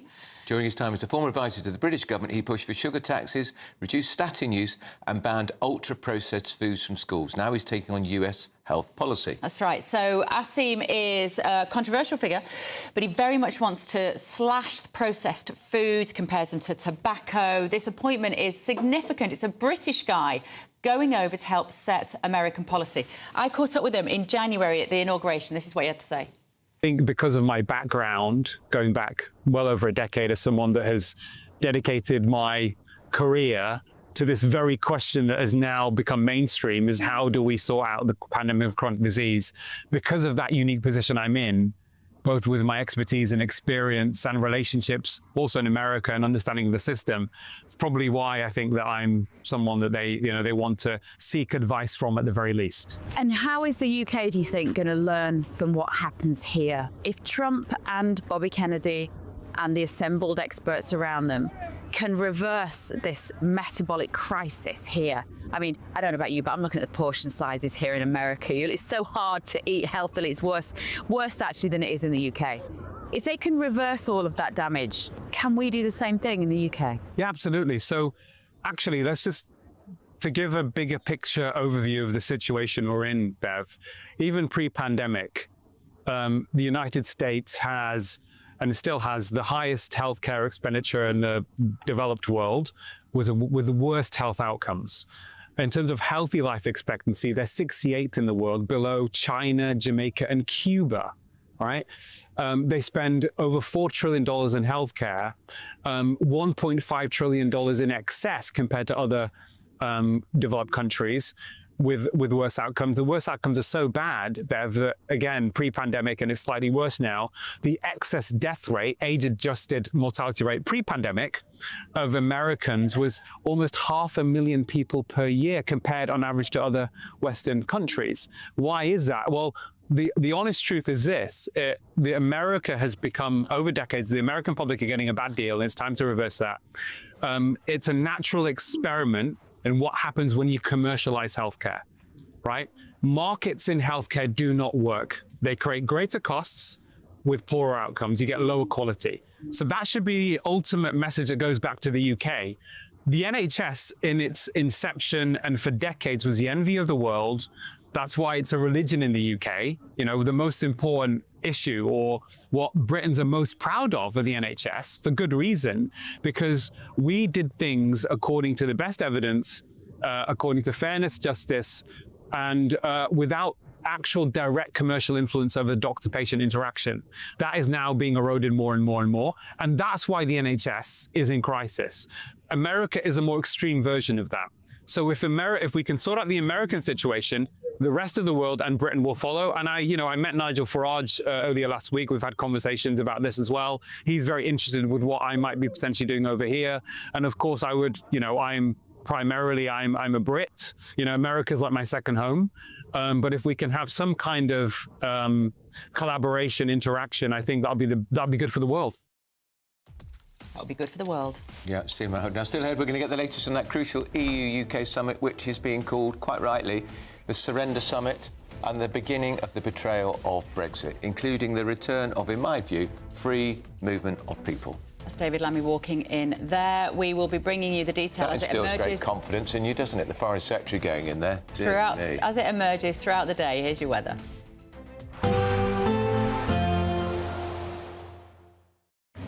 Even though we'll see a cloudy start, it'll be a bright outlook for the rest of the day.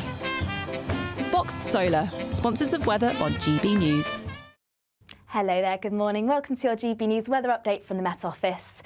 Through today, we'll see a mix of cloud and also some sunny spells. This cloud thick enough to produce some showers at times, the odd one turning heavy with a risk of some isolated thunderstorms. But for many, it should be a settled start to the week. That's all thanks to high pressure situated to the north of the country, but at times it's dragging in a northeasterly flow, so a return of the low cloud at times for eastern areas. And for the first part of the afternoon, there will be a fair amount of cloud around, but breaking up nicely, allowing some sunny spells to develop, but still the risk of showers across southern parts of Scotland, northwestern parts of England, and perhaps at times across Northern Ireland could see some showers. But for many, feeling warm still in the sunshine, highs of around 22 degrees Celsius. Then to finish off the day across Scotland, largely dry, the return of the low cloud moving into eastern areas. This will move further inland as the evening progresses. Still one or two showers affecting southwestern parts of Scotland and also Northern Ireland. Northern parts of England too could catch one or two showers still to finish off the day. But across the rest of England and Wales, largely dry, once again with a mix of cloud and clearer spells.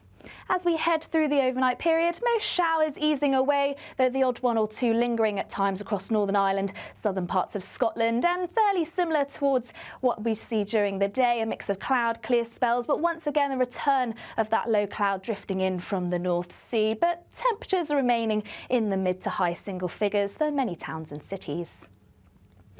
So it should be a dry start to the day. Once again, still some low cloud lingering across eastern coasts, burning back mostly, but it could tend to linger for much of the afternoon around some eastern coastal counties. And once again, a largely dry and bright day for many, but still a risk of showers, particularly across Northern Ireland, northern parts of England. Once again, the odd one or two turning heavy, possibly thundery, but feeling warm in the sunshine, highs of 23 degrees. Expect a warm front, moving from the kitchen right through to the rest of the house. Boxed Boilers, sponsors of weather on GB News.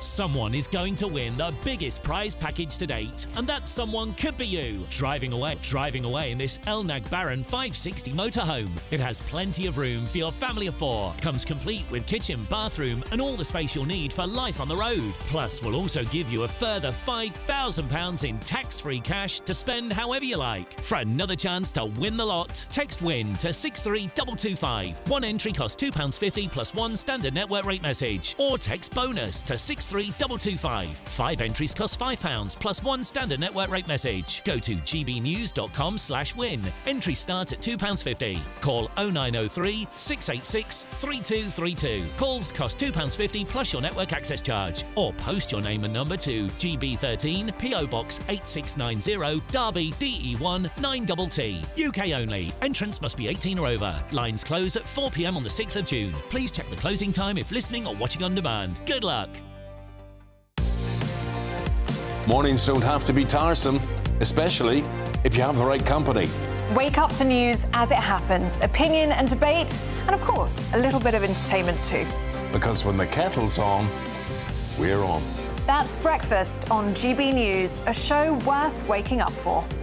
Every morning from 6 a.m. Only on the People's Channel, Britain's news channel. We'll spread the news, you spread the word. From the school run to the home run, watch a new show for all of Britain. So he can say whatever he wants. A straight talking show where all voices are heard. And, you know, when are we going to stop talking about smashing the gangs and actually do it? With the stories that matter from every part of our country. There's a bit of a crash landing there for your Chancellor. Bold, fearless and standing up for you. That's me, Martin Daubney, 3 p.m. till 6 p.m, weekdays, here only on GB News. The People's Channel, Britain's news channel. We're proud to be GB News, the People's Channel. And as you know, we always love to hear your views. Now, there's a new way of getting in touch with us at gbnews.com/your-say. By commenting, you can be part of a live conversation and join our GB News community. You can even talk to me, Bev Turner, or any of the members of the GB News family. I'm Christopher Hope. From pop stars to politicians, I'll interview anybody in a pub who's got a political opinion. Join me every Friday on Spotify, Apple Podcasts, YouTube or gbnews.com, or wherever you get your podcasts. This is GB News, the People's Channel. Headliners on GB News 11 p.m. every night. It's got 3 top comedians going through the next day's newspapers so you don't have to read them, which is great. That's a good point. He's lying. I mean, maybe he's not lying. That's Headliners every night from 11 p.m. and 5 a.m. as well on GB News, Britain's news channel.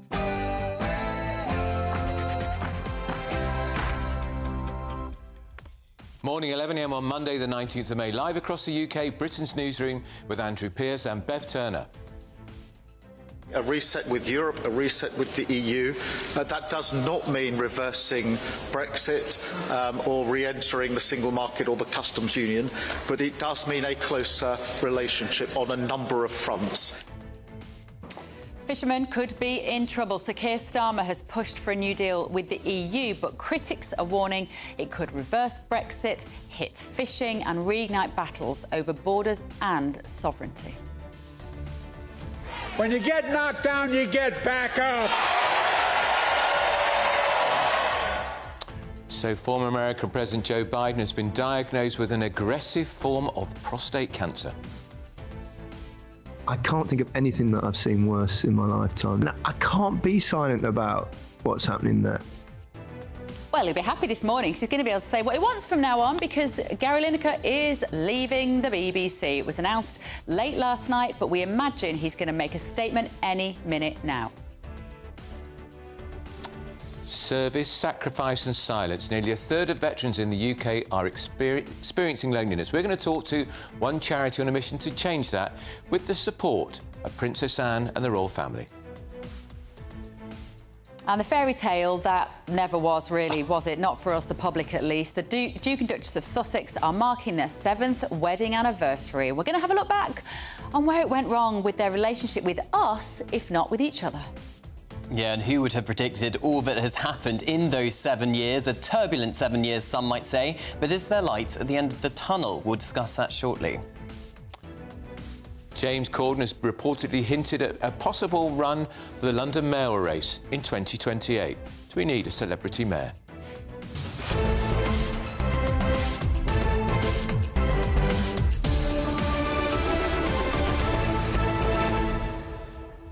That veteran's story is very important, actually. It's one of those stories we could easily miss. But you were there on Friday at the Palace, weren't you? Buckingham Palace. It's the not forgotten, and they have a garden party at the Palace, agreement, of course, with the King and previously the late Queen. And there were literally thousands of veterans there, and this charity does really vital, important work with them.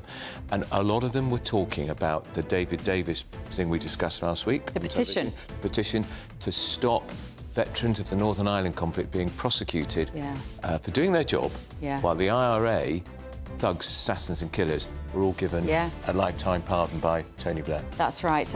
We've got a huge amount to get through this morning. We're on Gary Lineker watch as well. What do you think his statement will be about leaving? Will he make a political comment? It'll be pious and self-pitying and good riddance, and when he's no longer the BBC, people won't care half as much what he's got to say, for sure. Tell us what you really think. And you at home, gbnews.com/your say. First, though, here's your news with Sophia Hill.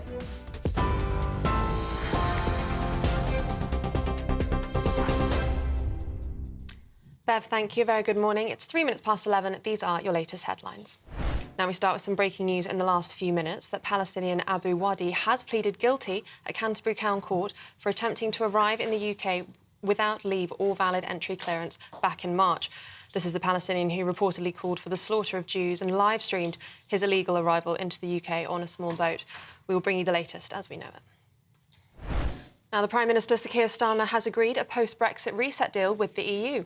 Early reports say that the EU fishing boats will be given access to British waters for 12 years.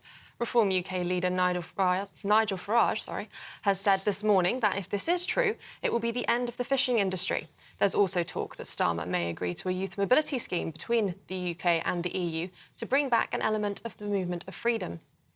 This comes after the government sources said talks were down to the wire last night in a final push ahead of the UK-EU summit today.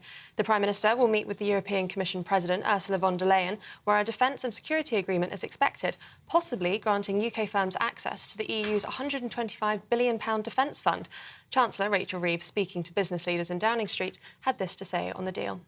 Today is a really important day for Britain, ensuring that we have good trading relationships with allies all around the world. First India, then the US, and today with the European Union, our closest neighbours. For too long, it's been too difficult to export, to bring in talent, to trade with our nearest neighbours, and that's not good enough because it's held back our growth, it's held back our exports, and it's held back opportunities for Britain. However, speaking to GB News earlier this morning, Reform MP Richard Tice emphasised his doubts regarding the deal. Just remember, to all of those who say what's wrong with their rules and regulations, I'll tell you what's wrong. Germany's in recession. Most of the EU is in recession or flatlining. We're struggling, but we're doing a bit better. Why would you want to handcuff yourself and tie yourself closer to a failing economic model that's making people poorer? We need to break away from the shackles of the EU. We need to make sure that Northern Ireland is part of the United Kingdom and not tied into EU rules and regulations. Now, a major cyber attack on the legal aid agency was more extensive than originally understood. A significant amount of personal data of people who applied online to the agency since 2010 was accessed and downloaded. The breach was discovered in April this year, and it involved sensitive details like criminal records, financial data and national ID numbers. Chief Executive Officer of the legal aid agency, Jane Harbottle, has apologised and acknowledged that they need to take radical action. Gary Lineker is expected to quit the BBC early and will not lead its 2026 World Cup coverage. The 64-year-old Match of the Day host had planned to step down, but a social media row has reportedly made his position untenable. An official statement is due to be announced today, with Lineker presenting his final show next Sunday. Former US President Joe Biden has been diagnosed with an aggressive form of prostate cancer. A statement from his office confirms the disease has spread to his bones, making it a stage 4 diagnosis. The 82-year-old was diagnosed on Friday morning after experiencing urinary symptoms. His team says the cancer is hormone sensitive and treatable. Sir Keir Starmer said he's wished Joe Biden a swift and successful treatment. Meanwhile, the US president is set to have calls with both presidents of Russia and Ukraine separately today in the latest attempt to broker a peace deal. On Truth Social, Donald Trump described the war as a bloodbath and said he hopes the call will be productive. It comes as Russia continues to bombard Ukraine with missiles and drones.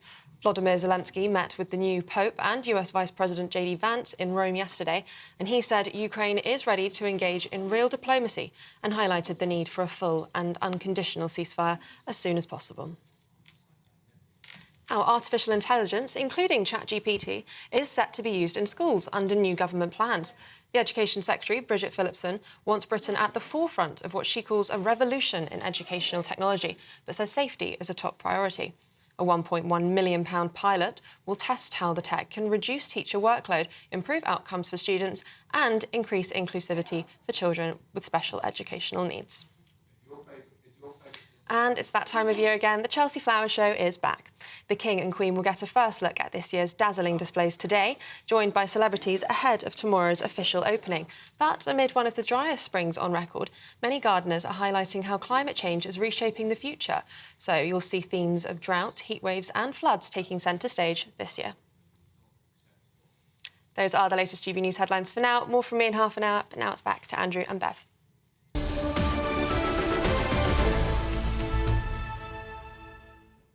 Welcome back to Britain's Newsroom, live across the UK with Andrew Pearce and Bev Turner. So we're going straight to Chris Hope because the UK and EU have agreed a post-Brexit reset deal. Chris Chopper is outside Lancaster House where that EU summit is going on. It's the first one since Brexit. Chris, just remind me, is this the first summit with the EU since the referendum in 2016 or since we left in 2019? Well, of course, there were talks, and hi Andrew and hi Bev, welcome back to central London where we're having this summit taking place behind us, and a signing ceremony later with a press conference between Sir Keir Starmer and Ursula von der Leyen, who arrived here about an hour ago or so. We're going to get the full detail of this deal probably around midday, so make sure that you're tuned to GB News for the full detail of this deal, and then after that a press conference when I'm sure the question that we were shouting, I was shouting frankly, at the Prime Minister and Ursula von der Leyen: are they selling fishermen river? What is this 12-year deal to allow access to the European Union fishing trawlers, the French and Spanish ones? What are we getting in return? Well, what we'd like to hear probably is, well, the UK should get access to this big market on the continent. They will benefit too, and the arrangements as they stand won't change. But for many, that Brexit vote back in 2016, 8 years ago, was driven by giving the more boost to our fishing fleets in our coastal communities, supporting them. That is a big headline, I think, so far from these talks. We're waiting to see further, though, about the deal also on food being moved backwards and forwards between the European Union and the UK. No limits on how long that will last for, but we will be signing up to European Union rules and European Court of Justice rules, and that means we'll be rule takers, not rule makers. Better news for young people. Erasmus, that's back in place, so students can go for a year out on the Erasmus scheme to continental universities. Passport e-gates when you go on holiday or business in some EU member states, and when they sign up to it, you can then be scanned by a machine rather than having your passport stamped. Artisan visas, the artists will find it easier to go and tour on the continent rather than worrying about visas for their teams. But no word yet on the access to a big European Union defence fund. That's vital for jobs in the UK. Nothing on that yet, and also crucially, and maybe surprisingly, nothing on 18 to 30 freedom of movement. We had expected that, but as things stand, nothing agreed yet. All right, that's Chris. So outside Lancaster House, where that summit's going on behind closed doors. A lot of you very cross at home this morning. I'm sure. Janet says farmers and now fishermen. The EU is going to starve us into submission. Gary says fishermen, for they're nearly all men, he adds, do one of the most dangerous and difficult jobs. We often forget that when we tuck into our fish and chips. You're so right, Gary. And you think about some of the fishing towns where they've got Reform MPs. Rupert Lowe, Great Yarmouth. Kent. Yeah. Clacton. Rupert Lowe isn't a Reform MP. Well, yeah, but he wasn't he? I think this is a gift for reform. Oh, it's massively a gift for reform. I mean, Nigel Farage won't be happy about this because I think he genuinely wants the best thing for the British people, and particularly the working people. If a fisherman isn't a working person, as Keir Starmer's been saying he's supporting, then who is? It's 7 years today since the Duke and Duchess of Sussex tied the knot at St George's Chapel. I was there. Were you? Not in the chapel, not as a guest, I was working. Were you? Yeah, I was broadcasting. It was such a wonderful day with Harry and Meghan shining, and getting married. I would use this expression, there was a lot of love out there for both of them. Totally. People were very, very happy for them. They look great. Although I have to say, I did cynically observe to a hack on another radio station that you know very well. I'll give it 7 or 8 years. God, that's a harbinger of doom. That's the guest you want at your wedding, is it? I didn't say it on air. I didn't say it on air. I just thought there'd be a cultural clash between an American actress and a member of the British royal family, and that cultural clash has happened. She wasn't... Well, look, a lot has happened. Nobody can explain it better, though, than Cameron Walker, our royal correspondent. Have a look at this. It was a fairy tale moment. Prince Harry and Meghan Markle kiss on the steps of St George's Chapel. But just months later, the dream became a nightmare. With so many campaigns, I mean, with Me Too and Time's Up, there is no better time than to really continue to shine a light on women feeling empowered. Unprecedented words from a royal, but soon the headlines were less about change and more about challenges. Claims and counterclaims, from bridesmaid dress drama to bullying accusations fueling a royal rift. Harry and Meghan were off. We are on the Freedom Flight. That Freedom Flight led to an explosive Oprah sit-down. There's a conversation about how dark your baby is going to be. And what that would mean or look like. Ooh. I just didn't want to be alive anymore. Allegations of racism rocks the monarchy. Prince William responding just days later. I'm very much not a racist fan. The drama playing out in the press and on live TV. We don't know any of the details or who said it or how they said it. You continue to trash her. OK, I'm done with this. No. Sorry. Do you know what? That's pathetic. You can track him, maybe, not mine. No. See you later. I'm being... Public opinion nosedived, but the couple kept telling their story, painting themselves as victims of the palace machine. Harry's memoir Spare became the fastest-selling non-fiction book of all time, but their multi-million-dollar deals hit snags. Testing 1, 2. Their Spotify contracts was canned after just one season of Meghan's Archetypes podcast, and most of their Netflix shows rated poorly.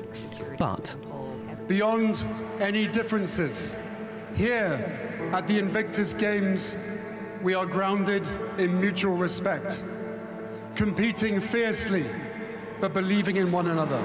the Invictus Games, Prince Harry's Paralympic-style competition for injured veterans, continues to flourish. We all have a lot of stuff to do. And Meghan's filmed 2 series of her lifestyle show for Netflix, met with mixed reviews. Her new business, as ever, is beginning to sell jams and other products. She's also launched an online clothing page, but it's too early to see if these ventures are successes. I would love reconciliation with my family. I don't know how much longer my father has. He won't speak to me because of this security stuff. Trust damaged once again with a bombshell BBC interview after Prince Harry lost his appeal to try and get his police protection reinstated. Days later, Meghan's popularity reached an all-time low in Britain, according to YouGov. Prince Harry, his lowest score for 2 years. Throughout all the drama, the royal family stoically carried on with official duties. Meanwhile, the Californian dream, according to Meghan's Instagram, continues. Cameron Walker, GB News. Happy anniversary. Wow, they've packed in a lot in 7 years, haven't they? They have. You would not have predicted, watching that wedding in 2018 So sad. in Windsor, that all of this would have happened. And to be honest, when... He did. Did He you? was there Did you grumbling predict at it the first of all? I had a bad omen about it. I just thought because she's an American actress who's been used to the limelight, albeit limited, and there were just signs, I thought, that she would find it difficult to take the knee, in a sense, to genuflect, to be one step behind in the way Kate Middleton has been amazing.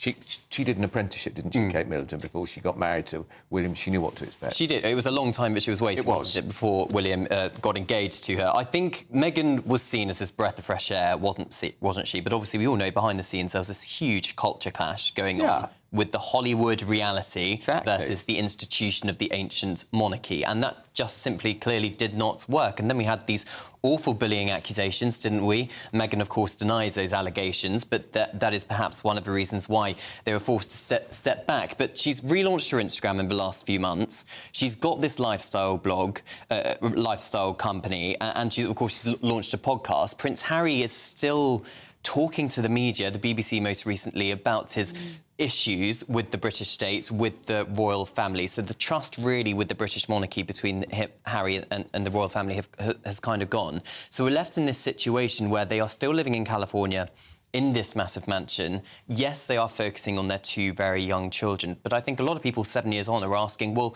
what is your USP here? What is your unique selling point? And what are you going to keep pursuing? Because we don't know yet how well Meghan's business is going to do. Her podcast isn't rating that brilliantly. Their Netflix deal is up for renewal later this year or early next year. Is that going to be renewed? And Cameron, everything you talked about there is Meghan. What's Harry doing apart from Invictus Games, where he appears on stage every 2 years?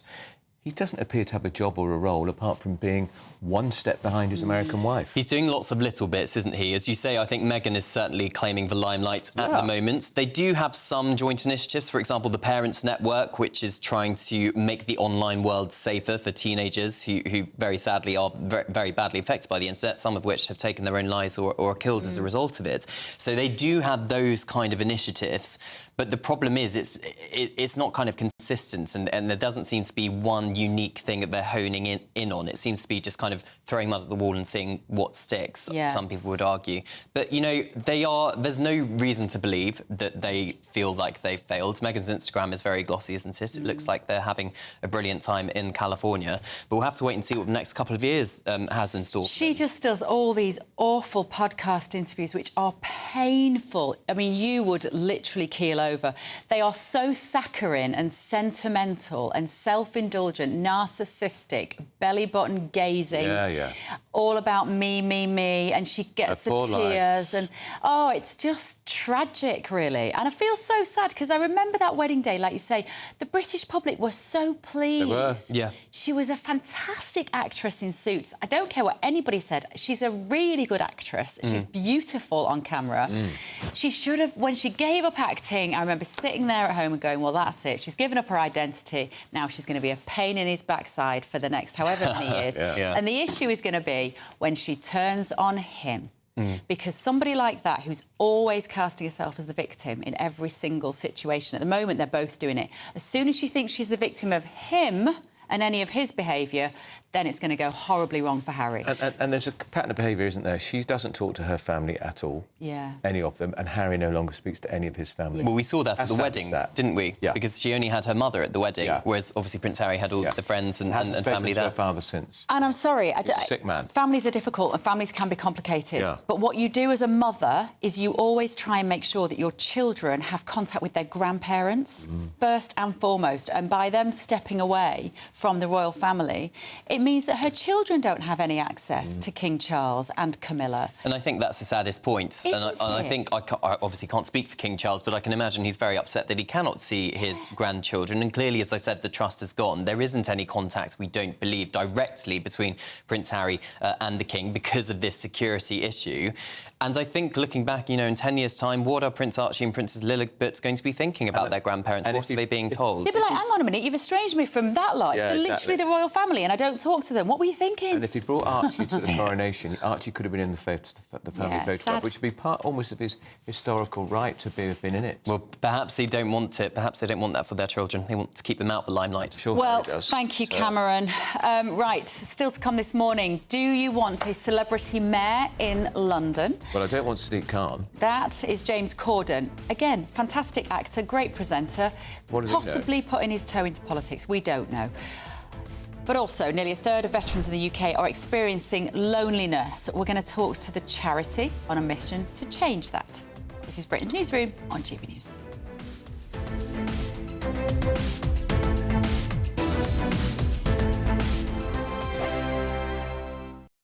Westminster's full of talk, but out here, it's the real world. Am I allowed to talk then? No, that's it. No, that's it. This is where it matters. Real people and real lives. That's what politics is all about. The fact has Trump made a good start? No. Straight answers, no spin, and just a couple of pints. How many fingers have I got up? About 10. So join me for Lee Anderson's Real World every Friday at 7 p.m. only on GB News. The People's Channel, Britain's news channel.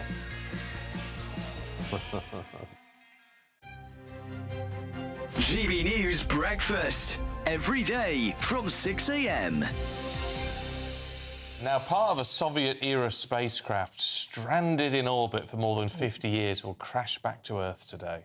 Yes, Cosmos 482 launched in 1972 on a mission to Venus, but it failed to escape Earth's orbit and broke into 4 pieces. Well, now experts are closely monitoring its re-entry, but where it will land remains a mystery. It was due to land in, what is it, about 40 minutes now? Yeah, not long to go till we find out. Well, earlier we spoke to space expert Andy Land. He told us what makes this spacecraft different to the others we've seen previously. Currently, it's over the South Pacific, so it's heading towards South America. The odds are really unlikely. The chances are it's going to crash into the ocean, to be quite honest. Other parts of this fell into the Pacific Ocean, although in the early days, when it got into the wrong orbit, of course, the lower sections of it actually crashed into New Zealand and landed in a field. But no, I think you got more chance of being struck by lightning or winning the lottery than actually being hit by a piece of this material.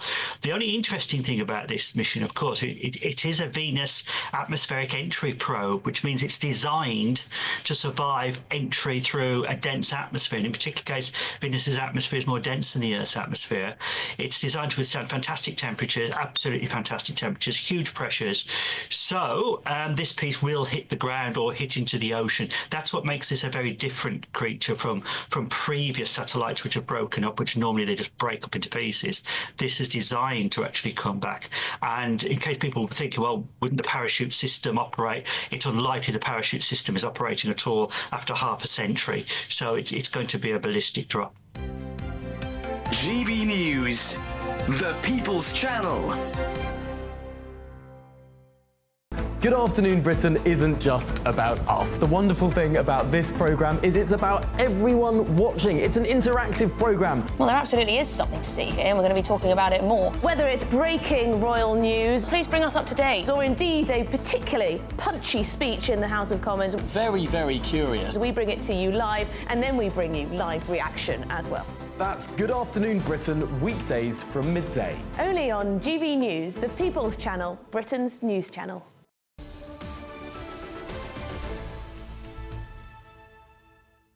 Oh, there's all sorts of gossip emerging in this studio at Britain's Newsroom. We've got Alex Armstrong, Matthew Torbett here. Now, we think the details of this current EU-UK deal, which literally has been sorted out in the last couple of hours, are now coming out. We have Matthew, leaked it. What do we know? There's a really interesting one about competition cooperation. Yes, so that's the one that raised my eyebrows. It's not the sexiest, but certainly from a Labour point of view, on MPs and members, the European Commission and the United Kingdom recognised the mutual benefit of cooperation in competition enforcement. Right. The uninitiated. The reason you had a lot of Lexiteers during the referendum, which was people on the left that wanted to vote Brexit, was because... People like Jeremy Corbyn. Yeah, Jeremy Corbyn of old, Dennis Skinner, Tony Benn, etc. Yeah, the idea of sovereignty and also the idea of nationalisation. You cannot nationalise whilst in the EU because there are competition rules. There has to be an element of competition. So it got me wondering, we've nationalised, I think, is it 2 or 3 franchises at the moment? We're still waiting on contracts to run out so we can nationalise more of the railways. But will this deal supersede our plans for nationalisation? That would be interesting because, of course, the EU would say these things must be available for European countries potentially to buy to bid on. Yeah, no, absolutely. Which is why we've got so many of these wretched... so many of our utilities are owned by foreign companies in the first place. So there'll be none of that. The idea of Thames Water going bust and us potentially nationalising that may go by the wall as well. I mean, Labour getting into nationalisation that would be a big problem for Labour MPs. Big problem, big problem. This is working class roots sort of stuff here that could be going now rolled back, and we will see as more details emerge. Well, let's see, because the details are going to emerge as the day goes on. We're looking at pictures earlier from the meeting, of course, Sir Keir Starmer there, with David Lammy, Foreign Secretary, next to him. These talks went on till late last night. There was worry that nothing was going to be agreed. I think they went on till 5 o'clock this morning. Was it 5 o'clock this morning? Which is classic EU.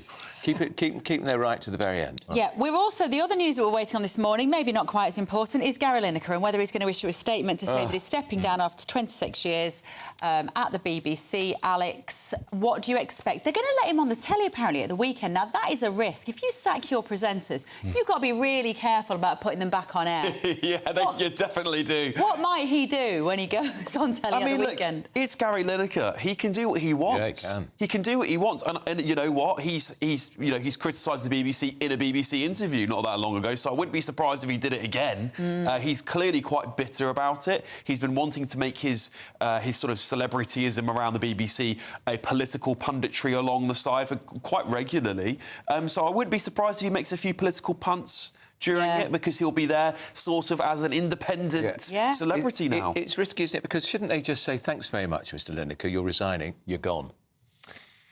Yeah, it depends what. Why do we need an emotional farewell? Well, I suppose it's the last day of the Premier League. He'll want to do his thing. But he's going under a cloud, Matthew, because he associates himself with a deeply anti-Semitic trope, Jew-hating trope, depicting Jews as rats. Yeah, I think he's... Doesn't matter if he didn't realise, he did it. No, and I think once he was made aware he had deleted it, but it's far too late at that point. You've sort of shared it. I think it's a sad ending. He was, an outstanding footballer, a good presenter on the whole. I think he's gone a little bit by the wayside last couple of years as Perhaps presenter. he should have just stuck to football. No, yes, I think but then I he's been don't a very know. good presenter for many years. The irony is he never got a red card playing football, and he seems to have got nothing. Never got yellow. Never got a yellow Never card. got a yellow card. He's done nothing but get himself into trouble for the last 5 years or so. He has, but I suppose I understand where he's coming from. I think he's made life hard for lots of maybe junior BBC people who may wish to want to speak on many issues but can't, and he's sort of stepped over the line more and more and more with regards to social media guidelines and others. He feels there is an injustice. Many genocide experts say there is a genocide happening in Gaza, and he feels there is complicity unless you speak on it. I totally appreciate that. I suppose if you speak on it, you're likely to lose your career. He has. Some people will feel he's gone too soon. He's gone too late. Sorry, but I get what he's saying. But obviously, the BBC is under attack as it is. It's all very good and well, but he didn't mention anything when the attack happened on Israel. He didn't criticise that at all. But he didn't attack Hamas. That's correct. Yeah, On October the 7th. October the 7th, he was completely silent. So it's quite obvious he's got bias in this matter, and that's the problem. It's not like he's doing things for the good of them. He clearly has favourites to play on either side, and that's where the issue therein lies with most of Gary's punditry on politics. He has clarified that. He gave an interview with The Telegraph, and that was raised with him, and he said, yeah, I didn't know what to think of it at the time. It looked awful. You didn't know what to think? A massacre of 1,500 people, no, including babies. You didn't know what to think? Well, what he would say is, I wanted time to be measured and consider my feelings. But he's since said in the interview, listen, it's awful, and he believed from the interview that Israel has totally the right to defend itself. He feels, much the same way I do, is that this is not justified anymore. This has gone totally out of proportion, and there needs to be an end at some point. I agree. I think if you dip your toe into the Middle East cauldron, be careful. Be so careful. And that's the point, is he always argued, prior to this last tweet that did for him, he always argued that he would never put anything out on social media if he had a glass of wine. He thought about it, he slept on it, it was very considered. And therefore that statement is what's come back to bite. He said, if I was ever angry, I'd give it, 30 seconds and go, do I need to do this?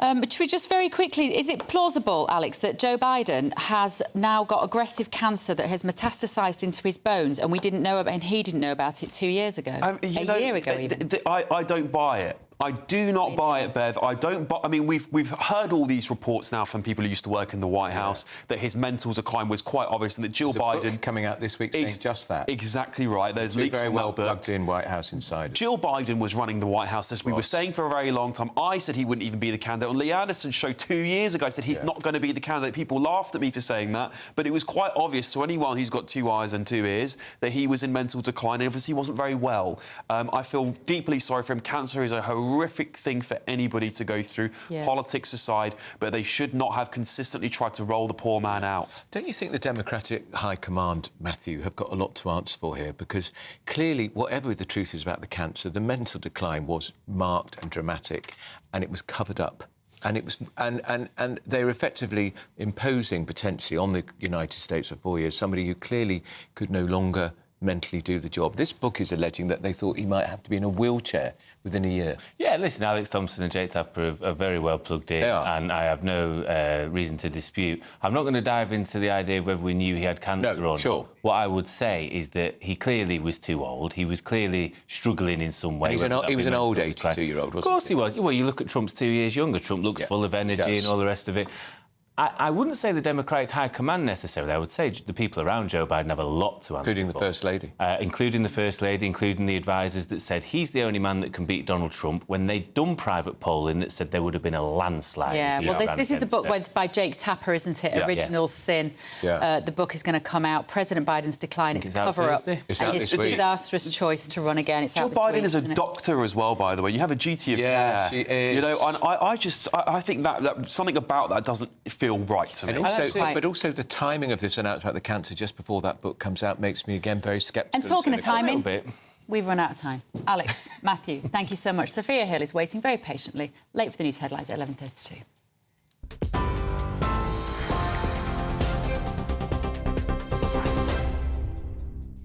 Bev, thank you. Very good morning. It's 11:32. These are your latest headlines. top story this morning, Prime Minister Sir Keir Starmer has agreed a post-Brexit reset deal with the EU. Early reports say that EU fishing boats will be given access to British waters for 12 years. Reform UK leader Nigel Farage has said this morning that if this is true, it will be the end of the fishing industry. There's also talk that Starmer may agree to a youth mobility scheme between the UK and the EU to bring back an element of freedom of movement.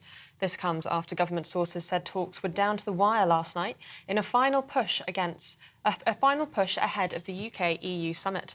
The Prime Minister is in talks with European Commission President Ursula von der Leyen this morning, where a defence and security agreement is expected, possibly granting UK firms access to the EU's £125 billion defence fund. Chancellor Rachel Reeves, speaking to business leaders in Downing Street this morning, had this to say on the deal. Today is a really important day for Britain, ensuring that we have good trading relationships with allies all around the world.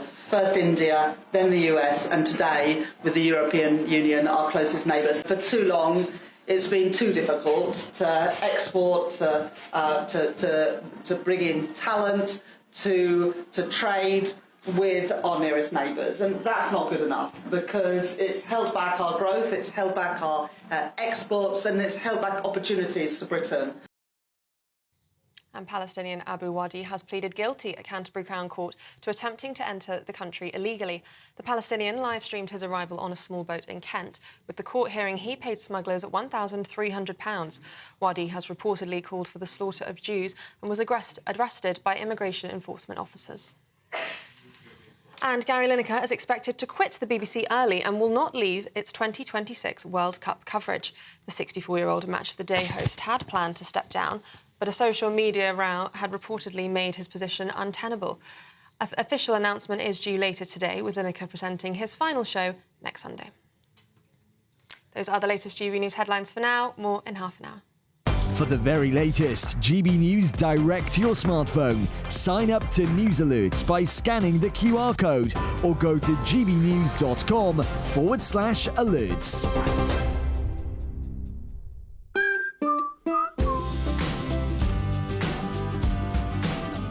My Claim Group sponsors the GB News Finance Report. Here's a quick snapshot of today's market. The pound will buy you $1.340 and €1.187. The price of gold is £2,418 per ounce, and the FTSE 100's at 8,617 points. My Claim Group sponsors the GB News Finance Report.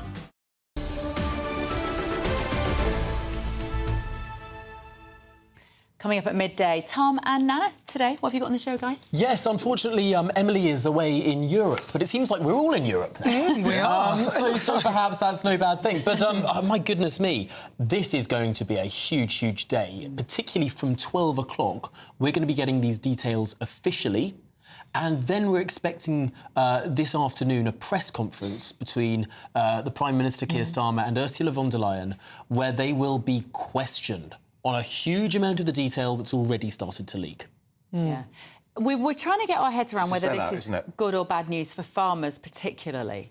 Because at the start it looked like, OK, this is great. This means we can sell our produce over to Europe from here. But now farmers are saying, well, hang on a minute, that means we're going to be held to the same standards of food as the EU, but we don't get the subsidies.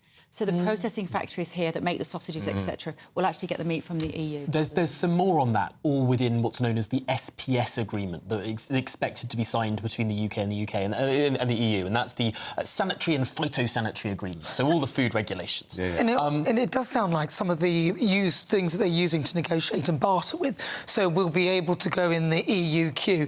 I mean, that's so middle class. I don't care about the queue. I'm quite happy to wait.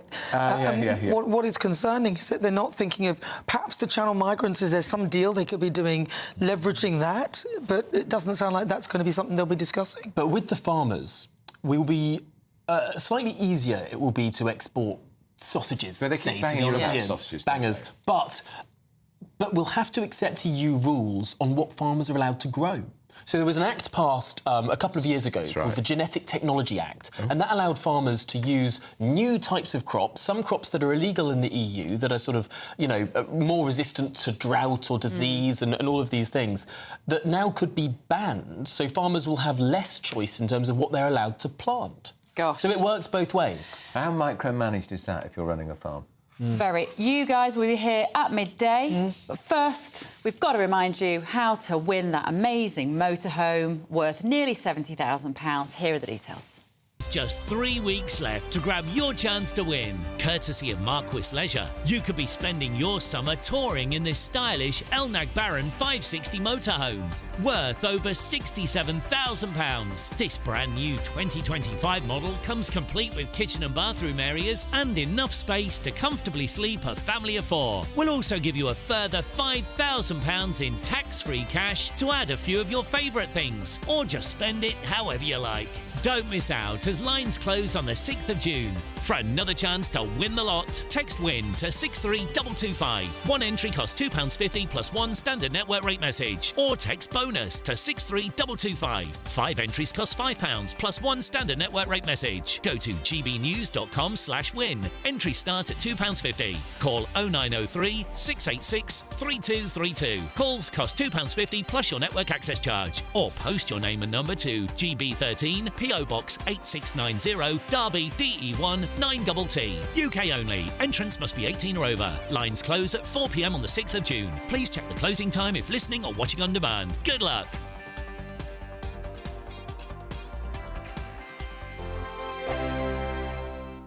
Hello there, good morning. Welcome to your GB News weather update from the Met Office. Through today, we'll see a mix of cloud and also some sunny spells. This cloud thick enough to produce some showers at times, the odd one turning heavy with a risk of some isolated thunderstorms. But for many, it should be a settled start to the week. That's all thanks to high pressure situated to the north of the country, but at times it's dragging in a northeasterly flow, so a return of the low cloud at times for eastern areas. And for the first part of the afternoon, there will be a fair amount of cloud around, but breaking up nicely, allowing some sunny spells to develop, but still the risk of showers across southern parts of Scotland, northwestern parts of England, and perhaps at times across Northern Ireland could see some showers. But for many, feeling warm still in the sunshine, highs of around 22 degrees Celsius. Then to finish off the day across Scotland, largely dry, the return of the low cloud moving into eastern areas. This will move further inland as the evening progresses. Still 1 or 2 showers affecting southwestern parts of Scotland and also Northern Ireland. Northern parts of England too could catch 1 or 2 showers still to finish off the day. But across the rest of England and Wales, largely dry, once again with a mix of cloud and clearer spells. As we head through the overnight period, most showers easing away, though the odd 1 or 2 lingering at times across Northern Ireland, southern parts of Scotland, and fairly similar towards what we see during the day, a mix of cloud, clear spells, but once again a return of that low cloud drifting in from the North Sea. But temperatures are remaining in the mid to high single figures for many towns and cities. So it should be a dry start to the day. Once again, still some low cloud lingering across eastern coasts, burning back mostly, but it could tend to linger for much of the afternoon around some eastern coastal counties. And once again, a largely dry and bright day for many, but still a risk of showers, particularly across Northern Ireland, northern parts of England. Once again, the odd 1 or 2 turning heavy, possibly thundery, but feeling warm in the sunshine, highs of 23 degrees. From the school run to the home run, watch a new show for all of Britain. He can say whatever he wants. A straight-talking show where all voices are heard. And, you know, when are we going to stop talking about smashing the gangs and actually do it? With the stories that matter from every part of our country. There's a bit of a crash landing there for your Chancellor. Bold, fearless and standing up for you. That's me, Martin Dordme, 3 p.m. till 6 p.m, weekdays, here only on GB News. The People's Channel, Britain's news channel. Westminster's full of talk, but out here, it's the real world. Am I allowed to talk No, now? that's it. This is where it matters, real people and real lives. That's what politics is all about. In fact, has Trump made a good start?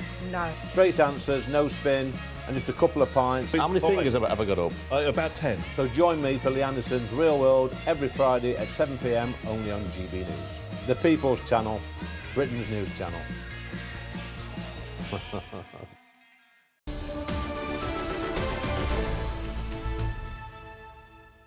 11:42 Britain's Newsroom and GB News, Andrew Pearce and Bev Turner. Well, there's an estimated 2.2 million veterans in the UK, thousands living with injury, illness, but many of them loneliness. So the Not Forgotten charity is supporting these people, providing social opportunities, respite and hosting a series of prestigious royal events. There was one on Friday, the Buckingham Palace Garden Party. I was lucky to be there, and I'm very lucky to have with us in the studio the Chief Executive of the Not Forgotten, Richard Walker. Richard, it was a glorious occasion, sun shining. You've got the Princess Royal as your patron, and it's a wonderful day out at the best of times for anyone to go to Buckingham Palace, but those veterans were purring with pleasure. Yeah, I think that's a fair assessment, Andrew. It was a fantastic day. Weather always helps, but it's a really important day for us. It's, you know, we're honoured and privileged to be able to run that on behalf of all 2.1 million veterans in the UK, and it's a life-changing day out for many people who've never even been to London. Yeah, incredible day. How are so many of them lonely? I think there's a real culture shift when you leave the forces, which some people really struggle with. Not all do, many don't. You know, of those 2.1 million, not everybody's struggling with loneliness and isolation. But those that do really struggle to find their way, and then you get in that spiral. They've been institutionalised, they've been in a with other men or other women for many years. So you've lived in that community, you've felt valued, you've had purpose, you've had a great team and an identity, and then in some cases you don't. And when you lose that, some people struggle with that. And so Friday, as you saw, is an environment where you can bring that community back together again. And it might actually be that some of the people to whom the army is an appealing option are already the kind of characters that want that security and they need that routine and stability, especially as younger men maybe. And so to have that taken away must be difficult. What more can be done, Richard, to help veterans when they do transition out of the army? I think there's some good mechanisms in place for people to transition from all three services, Army, Navy, Air Force. But some people struggle, perhaps those who leave quickly as well. So if you leave quickly under a medical discharge or for disciplinary reason, you know, you haven't necessarily left on your terms or within a time. If you were planning on serving 20 plus years and that's over in a flash, that's a game changer. And so you need that support network, family, friends, but also the MOD provide and also local community provides. And I was talking to one guy and I said, what's going on with your leg? And his wife said, he won't tell you. He lost his leg on duty, would not talk about it. He said, I was just doing my job. That's when it's incredibly humbling, and we saw a lot of this at VE Day. Bev and I were down at the Palace for 5.5 hours, and we met some extraordinary figures. And it does, you do feel a sense of humility in their presence, and then you see some of them are sleeping rough on our streets. How did it come to that?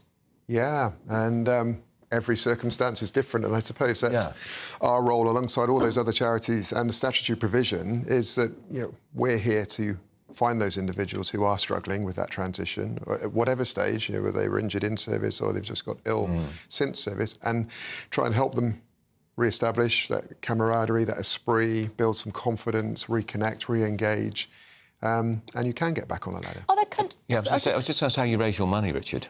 Yeah, so we sorry, Bev. We're very lucky to have some very, very loyal supporters. Our veterans in particular, some of our best donors are those who we support and they support us.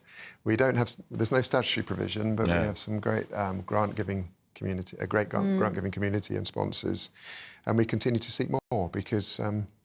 I was just going to say, this is a problem, must be all around the world. Every country has an army and every country will have services that leave and need help.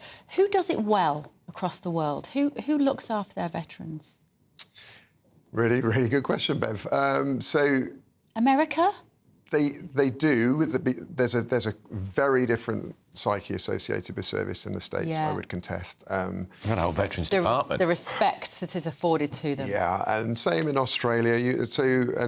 Al Khan's has spoken about this recently. About He's the Defence Minister, who's ex-colonel from the Army. Who's Royal Marine. Yeah. Wouldn't argue with him, would you? No, and he's presently on Everest, so now's a good time to argue with him. One could contest. But Al was talking about this the other day. When you look at his department and you compare it and contrast with those in other countries, it's not all about departmental size, of course. It's about the whole framework of the nation. But I think culturally, the US in particular connect with their veteran community. They respect and value service. We're a little bit more understated nationally. And so we do approach it differently, but Al's on a mission to change that and drive that, as was Johnny Mercer before him. And so briefly, what can people do to help? So I think selfishly, it's just really important. Out in the regions, there will always be veterans who are struggling, too proud, as Andrew said, too proud to even talk about it.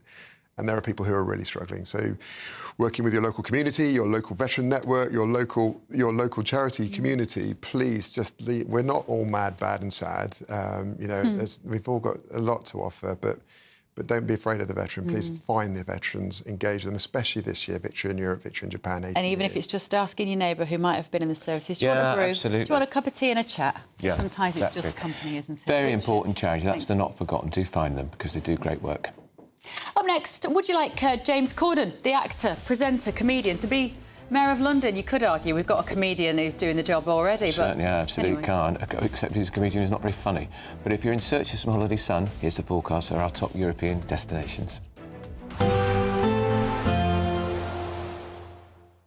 You're looking happy. Well, the forecast looks good. So you've sorted the travel insurance then? All Clear Travel Insurance sponsors GB News Travel Destinations Forecast.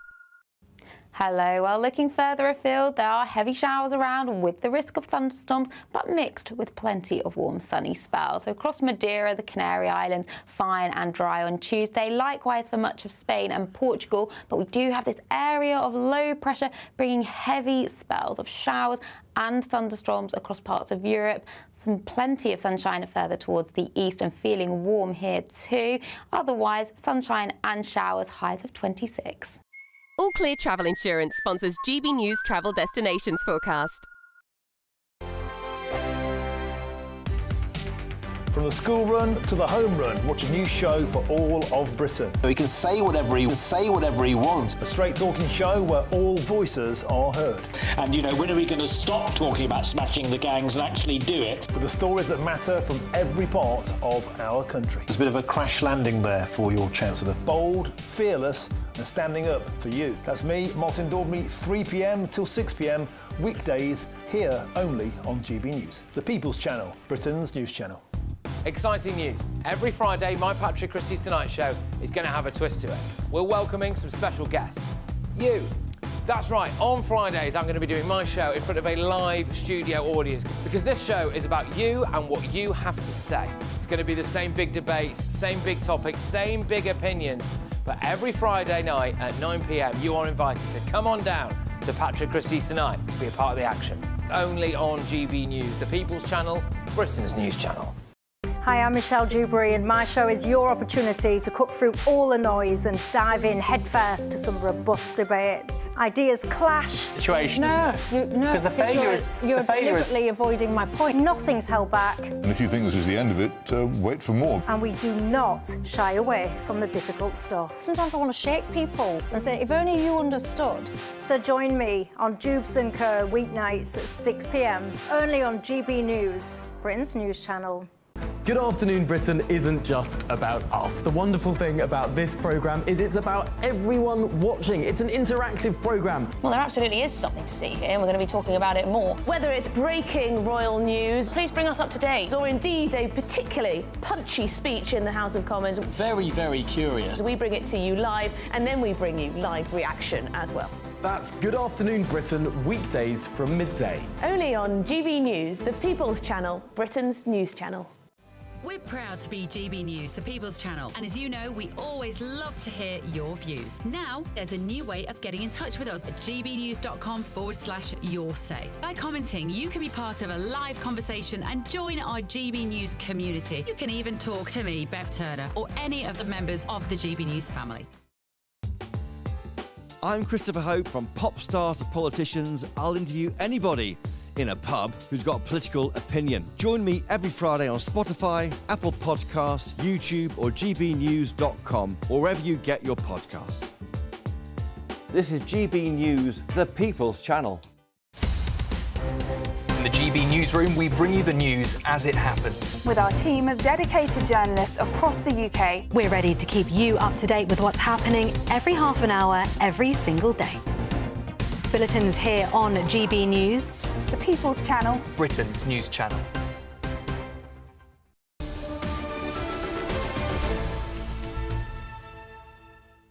Well, you're looking to see the back of Sadiq Khan, the Mayor of London. Well, apparently James Corden, the actor, returned to Britain last year after many years away, shared his political aspirations at the BAFTA Television Awards last week. So joining us now is showbiz journalist Julie Ann Traynor. Julie, what do we know about what James Corden may have said about wanting to be mayor? Yes, well, last week he was at the BAFTA Awards where he watched his friend Ruth Jones pick up Best Actress. And he was overheard by an onlooker, according to the Mail on Sunday, saying that he would love to step into the political arena. There he spoke to Beth Rigby from Sky News, who has a podcast, along with some other political heavyweights. And apparently he was discussing how much he loves the back and forth of politics. And then the idea was raised of him potentially standing for Mayor of London. And apparently this was actually a serious discussion. So who knows, watch this space. And it's also reported that Gordon is a Labour supporter as well. So, I mean, stranger things have happened. Stranger things have happened indeed. Thank you so much, Julianne Traynor. There, he'd be standing for the Labour Party. Of course, the candidate who wants to stand, I don't know for sure, wants to stand for Reform Party is Ant Middleton from Celebrity SAS. That's right. So I could see those two going head-to-head on that. And also, Labour will be so unpopular by then. Yeah, he's got no chance. He's a fantastic actor, brilliant comedian. Stick to acting. Stick to acting. That's it from us.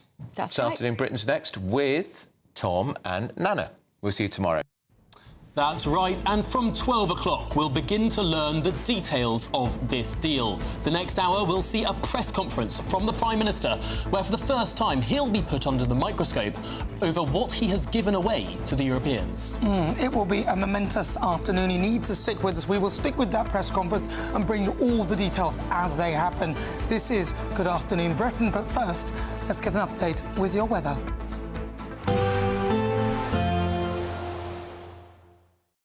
Expect a warm front, moving from the kitchen right through to the rest of the house. Boxed Boilers, sponsors of weather on GB News. Hello there, good morning. Welcome to your GB News weather update from the Met Office.